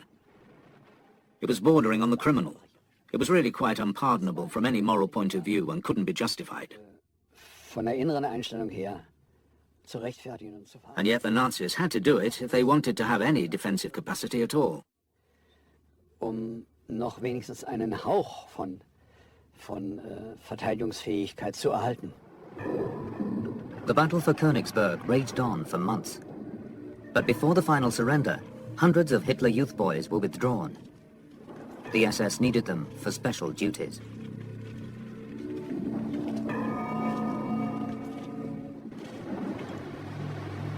At Palmnicken, near Königsberg, a group of Hitler Youth boys had been withdrawn from fighting the Red Army. They had been selected for a special assignment. We entered the mayor's office. There were 3 SS officers there, disguised in other uniforms. They looked sinister and didn't say a word. I didn't like them from the start.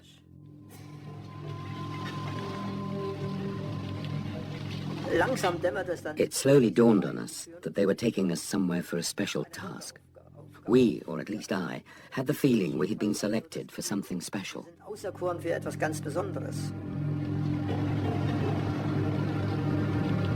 The boys were told to escort a group of Jewish women to an abandoned quarry.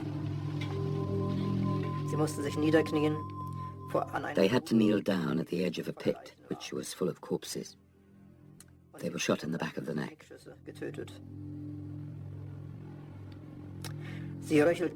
You heard their death rattle when the sounds of the shots had died down. They were still moving in the pit as they breathed their last. I also saw a boy finishing them off with his gun. Perhaps one day he'd be able to say, "At least I too shot a few Jews dead." Ich habe wenigstens auch dazwischen geschossen, unter die Juden.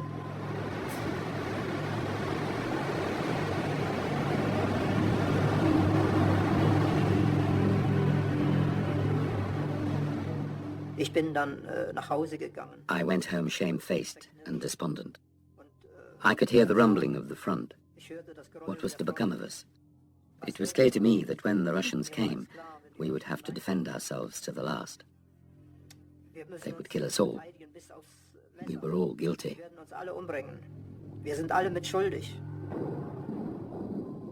As the Red Army advanced, they savagely punished German civilians.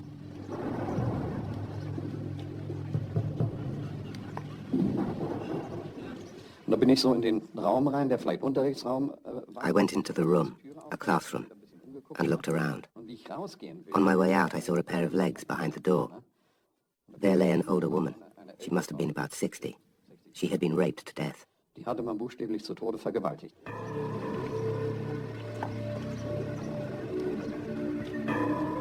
Scenes like these were common in Nazi newsreels. In view of such pictures, and also the rapes, we were filled with an unimaginable hate. We would have slaughtered anyone. Breslau was another fortified German city in the east. It is now Wrocław in Poland. The citizens of Breslau received specific instructions. Breslaus Bevölkerung ist von ihrem Gauleiter aufgerufen worden, die Stadt bis zum Äußersten zu verteidigen. Mannesmut und Panzerfaust stoppen jeden Panzer. Over 1,000 Hitler Youth boys joined in the defense of the city. Then I went to my parents and said, "Now I'm a soldier." My mother said, "Oh no, now they're taking the children too."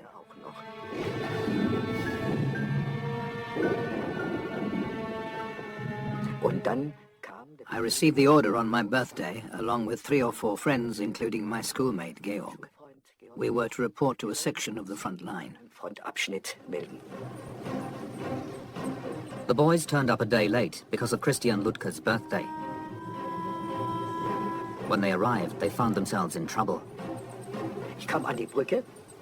I came to the bridge and a guard said, "Ludke, you're under arrest. You're not worthy of the German uniform." And he tore off my jacket. The local Hitler Youth leader attended to the case personally. He told the boys he would be lenient. In your case, we'll treat it as a thoughtless, foolish act, and so we won't impose the harshest penalty, court-martial and firing squad. But as you were the ringleader, you won't get 20 strokes with the stick, you'll get 25. Nicht mit 20 Stockschlägen abmachen, sondern du bekommst 25.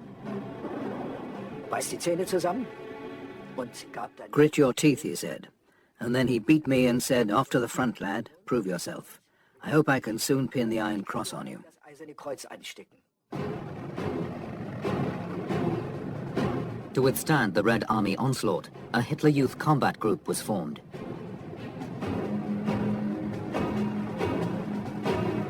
Some boys had to be driven into enemy fire at gunpoint.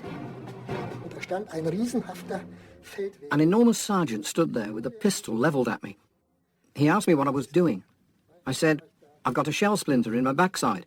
It really was bleeding a little, so he let me go down into the cellar. Other boys wanted to get back inside too, but they weren't wounded, and he chased them outside at gunpoint. They had to go back to the embankment.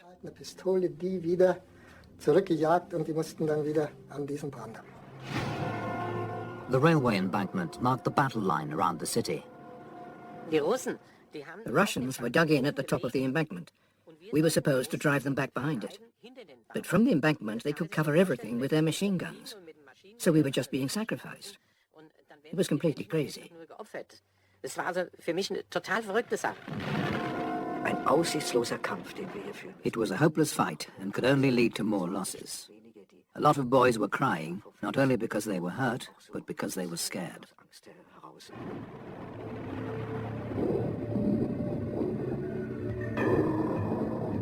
German commanders attempted to negotiate a truce.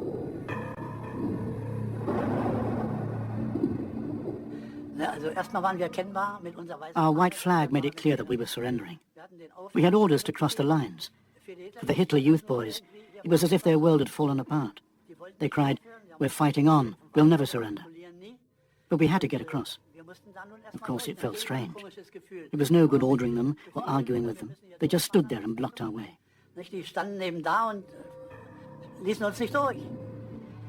When Breslau finally fell in May 1945, half the Hitler Youth soldiers were dead.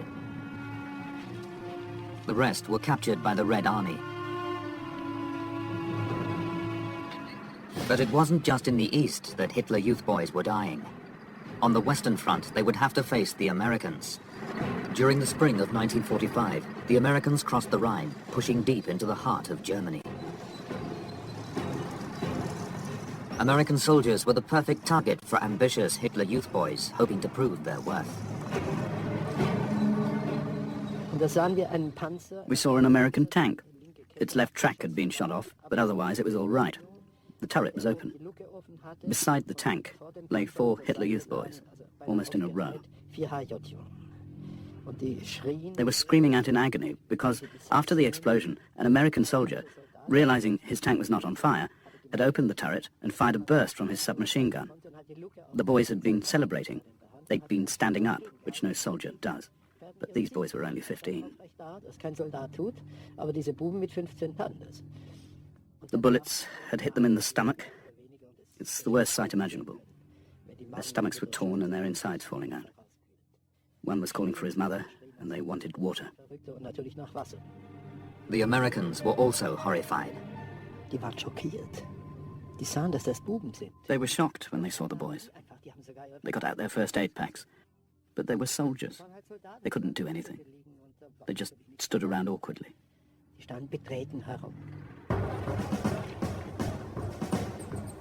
On the 7th of April 1945, 4 Hitler Youth boys arrived at Brettheim, a small town near Nuremberg. The Hitler Youth boys came from Nordhausen am Bach, equipped with 4 bazookas, a rifle, and 4 stick grenades. A man who saw them from a window called out, "Go away, lads. What is there to defend here? We don't want you. Go home." The leader of the boys called up to him, "If you don't shut your trap, you'll be the first we hang."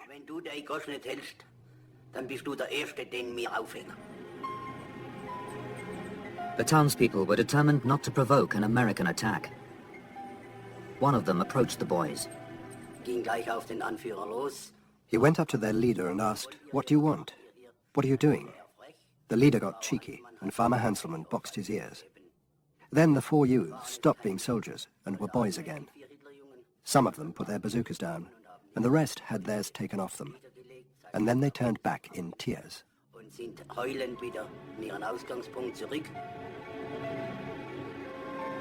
The bazookas were thrown into the lake. The boys immediately reported this to the local SS. Then the wheels started to turn. A few hours later, a firing squad turned up in Brettheim. 3 men were sentenced to death. The farmer, Friedrich Hanselmann, the mayor, Leonhard Gagstatter, and the local party leader, Leonhard Wolfmeier.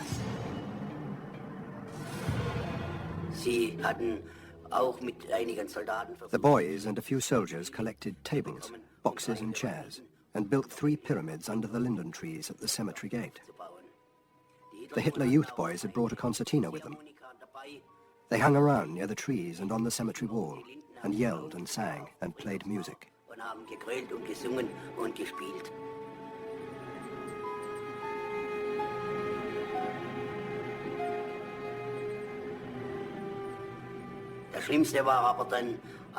The worst thing was that after the sentences had been read out under the linden trees, the boys squabbled as the men climbed up or were lifted up. The mayor was 64 years old, after all. They squabbled as to who should pull away the chairs and send them to their deaths.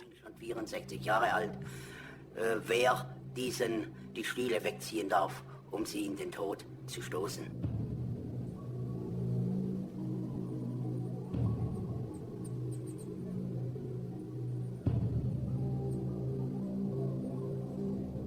Dann gingen die Hitlerjungen wieder raus zum Friedhof. Then the Hitler Youth boys went back to the cemetery, where they sang and played songs, like "The Frail Old Bones Are Trembling." They grabbed the feet of the hanged men and swung them round in a circle. It was worse than the executions to see these honorable men being dishonored.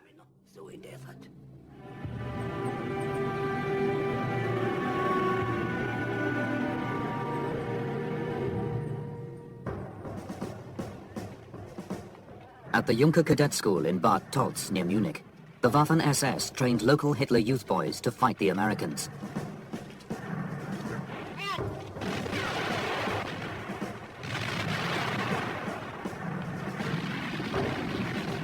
The boys practiced military maneuvers and learned the importance of loyalty.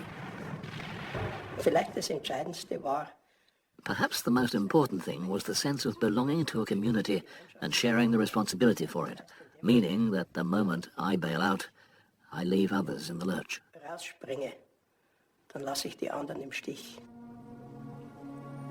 At Bad Tolz, the schoolboys got their chance to fight when a squad of Hitler Youth boys was dispatched to repel the Americans at a bridge outside the town. Our yearning for a big adventure had already faded somewhat, as the bridge seemed totally uninteresting, totally insignificant.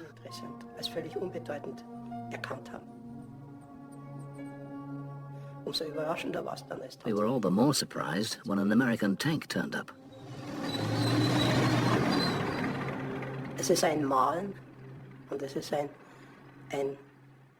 Tanks make a grating sound, an inhuman, mechanical sound. When you hear it, you can't imagine men could be inside. It's as if some huge force was approaching, against which one is obviously defenseless.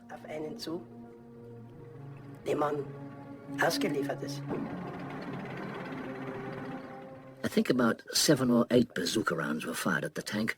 1 or 2 of them probably hit it dead on. The result was an immediate attack from the air.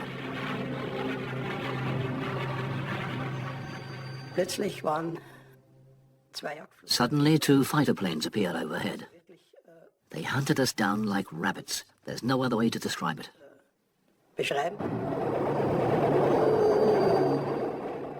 When one of us was killed, we were filled with horror and panic. When the survivors made it back to Bad Tolz, they were told to defend a second bridge.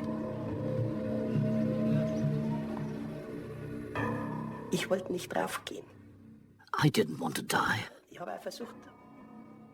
I tried to explain it to my 2 friends.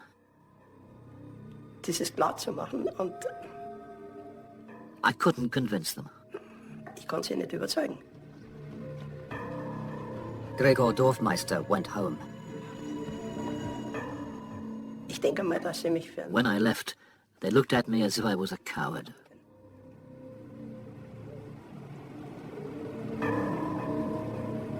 The next morning, he found his friends dead. Ich habe mich nicht gut gefühlt. I didn't feel good. But I know that I'd probably have been lying there too if I hadn't left. Gelegen wäre, wenn ich nicht gegangen wäre.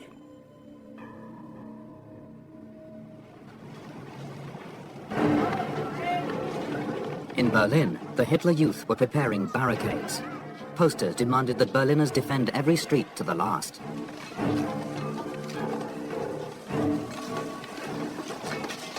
Some Hitler Youth boys still believed that they were on the brink of the final victory.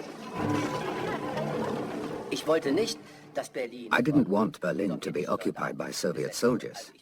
I wanted to defend Berlin. But I didn't know what the full story was. They had said General Wenck was coming with a relief army, and we only had to defend the bridges over the Havel till Wenck came, and we could celebrate the final victory. They were still telling us that tale in March 1945.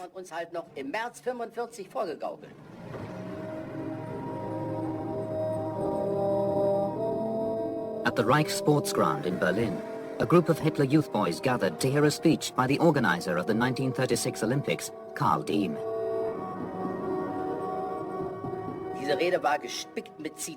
His speech was peppered with quotations in which dying for the fatherland, the act of sacrifice, heroic sacrifice, was celebrated.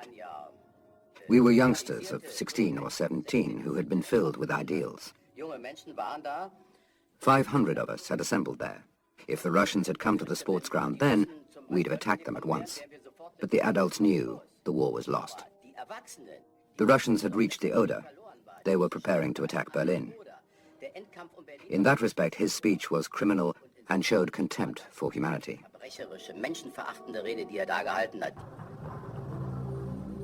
A few weeks later, the Hitler Youth boys gathered again to watch a very different kind of spectacle. We had to be present at the shooting of 6 soldiers. 3 of them were our age. They were shot for being absent without leave. We had been given orders to attend, not as the firing squad, but as spectators up on the bank. It was made clear that anyone who was absent without leave would be hanged or shot.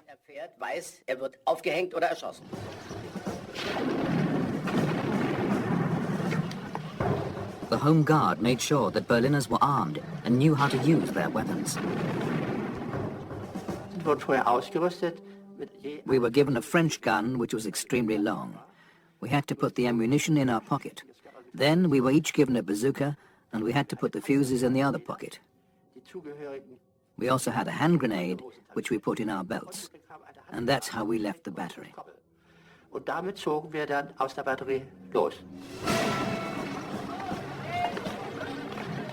Preparations to defend Berlin continued.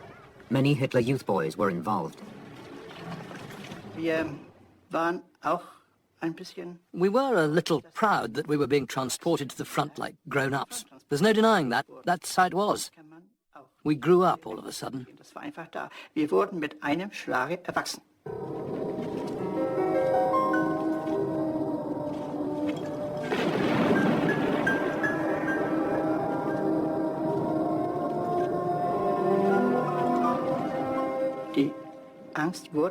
We'd been taught not to feel fear. We weren't allowed to show emotion, but always had to exercise discipline, self-discipline, and we always had to see things through to the end. On the eastern bank of the river Oder, Soviet troops stood ready to attack. They were only 70 kilometers away from Berlin. On the night of the 16th of April 1945, the Red Army launched a massive attack on the Seelower Heights. More than 16,000 cannon opened fire on the last fortified position east of Berlin. It was a kind of infernal storm. It was unimaginably awful. You sit in a hole and the minutes turn to quarter hours, and the hours turn to eternities. Time stands still.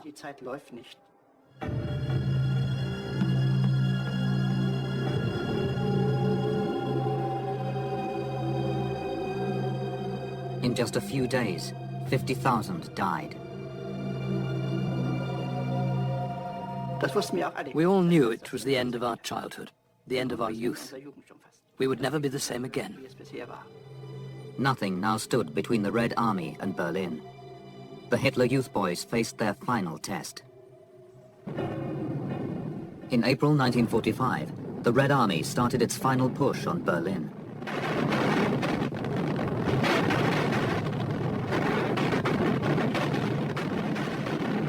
As the Soviet artillery pounded German positions, Nazi commanders moved Hitler Youth troops to the front line.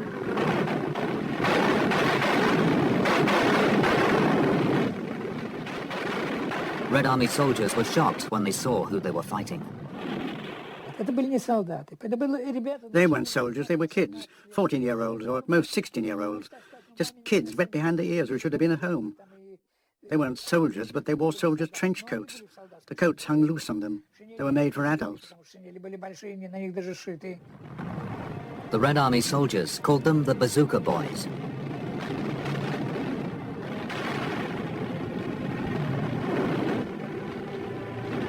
I was once shot at by one of those Bazooka Boys.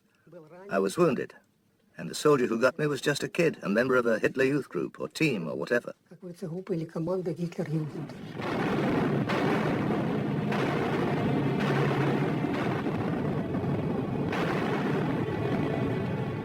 The war was lost, but the Hitler Youth Boys were determined to fight on. Without thinking of themselves, they went to their deaths. They actually forced the Russians to turn back. But after that, everywhere on the street, children lay dead in their Hitler Youth uniforms.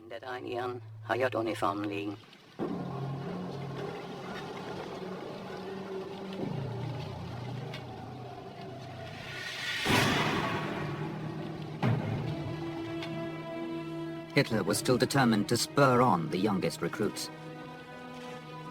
Cameras were present to capture the moment he handed out medals to his most loyal young soldiers. I wanted my father to go to the cinema in a few weeks' time and see his son being presented with the Iron Cross by the Führer, and see I wasn't a weakling. The pictures were never used because Hitler already looked like a broken man. He was trembling. His face was trembling too. The only thing that was strong about him was his gaze, his expression. Apart from that, he looked like an old man.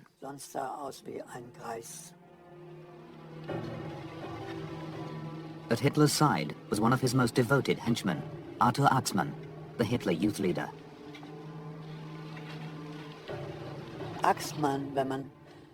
With hindsight, I'd say Axmann was obsessed with showing the Führer how loyal the young were. He could only do that if he believed in the Führer. I'm convinced he believed that Hitler was superhuman.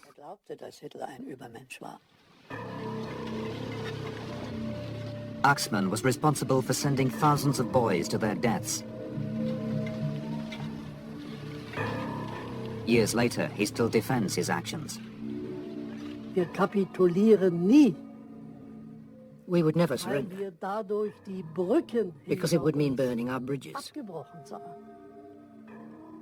All we could do was look ahead and fight honorably to the end.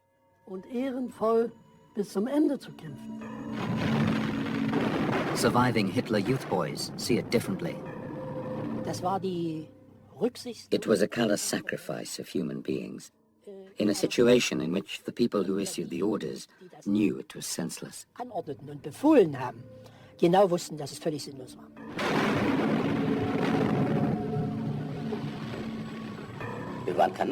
We were cannon fodder. Nothing but cannon fodder, sent to replace older, experienced soldiers. While many experienced soldiers were prepared to surrender, Hitler Youth Boys were told to carry on fighting. Ich weiß nur, dass Axmann nicht wollte, dass junge I know Axmann didn't want Hitler Youth Boys to fight in units alongside old soldiers. zusammenkämpften. He wanted to prevent the old soldiers saying to the boys, "This is shit. Let's just try to survive and get out of this mess." Hier, das zu überleben und aus dem Dreck rauszukommen.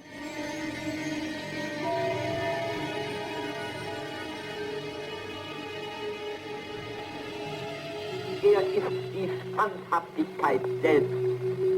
Nie sah ich ihn wanken oder versagen, schwach oder müde werden. Wird seinen Weg bis zum Ende gehen. Führer Befehl, wir folgen. We were defending the Führer.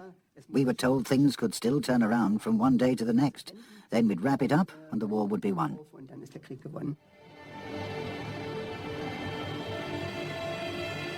In April 1945, Hitler retreated to his bunker.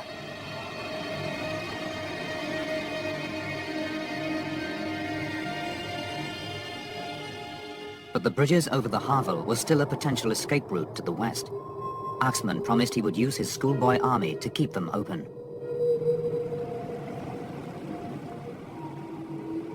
It was a suicide mission for the boys. They knew that the bridge was the eye of the needle, and that when passing through it, they'd be fully exposed to Russian fire.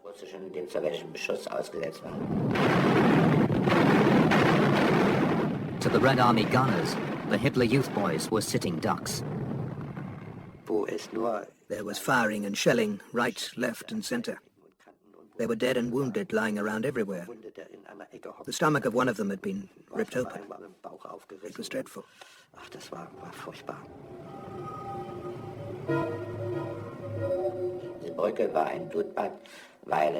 bridge was a bloodbath. There were hundreds of dead and people with all sorts of injuries. They lay there and vehicles drove over them and there were rivers of blood. I was in a motorcycle sidecar and saw it all. It was a sight I'll never forget. As I said, there were rivers of blood. People were stepped on, crushed to death.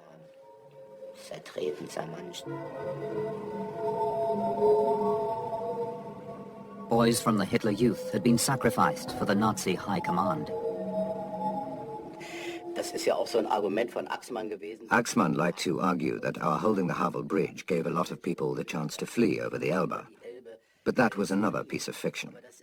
Who did we do it for? So Himmler, the Jew murderer Himmler, could escape? Was I to sacrifice my life for a Jew murderer? It's too awful. On the 30th of April, Berlin's city centre fell.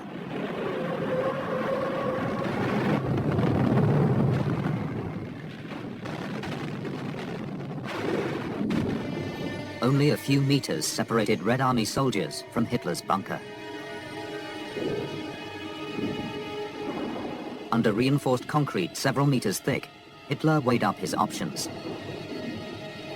The longer it went on and the gloomier the prospects became, the more every conversation turned to death. They thought about how to kill themselves. Should they shoot themselves? Or should they take a cyanide capsule, which most of them already had with them?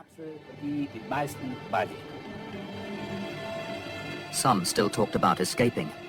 Axmann hatte die Vorstellung, dass ein kleiner... Axmann had the idea that Hitler could escape in the middle of a small group of Hitler Youth boys. Durch die Einklammerung durchkommen könnte. Und he suggested to Hitler that the boys be used as a human shield. Schild dem Führer zur Verfügung zu stellen.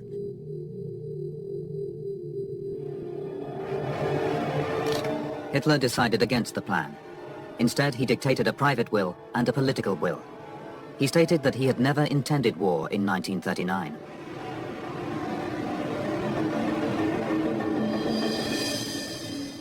He then took his own life.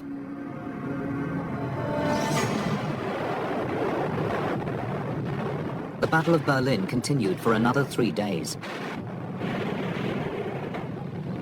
Thousands more young soldiers died.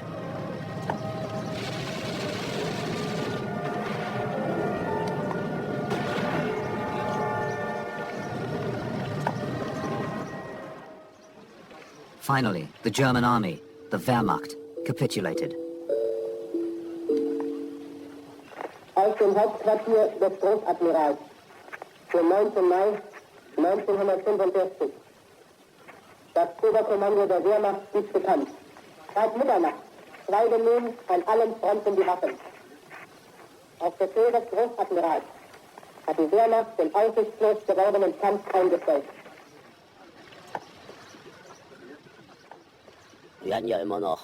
They said we'd win because we had the Führer.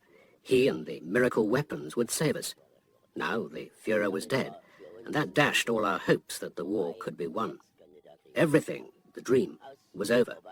We just tried to survive.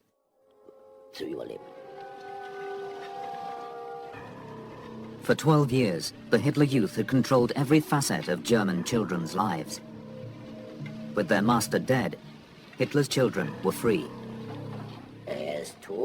He was dead, and with him the Hitler Youth. Without Hitler, there was no Hitler Youth. It was strange. I was oddly unaffected by it all. But at the same time, I had the feeling, now you're completely free. Also jetzt bist du eigentlich völlig frei. Du lebst.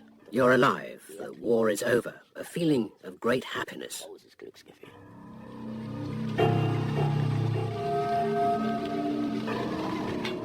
Alles das? Everything that I had believed in, it all proved to be nothing. Nothing was left. Nichts. Es blieb nichts übrig.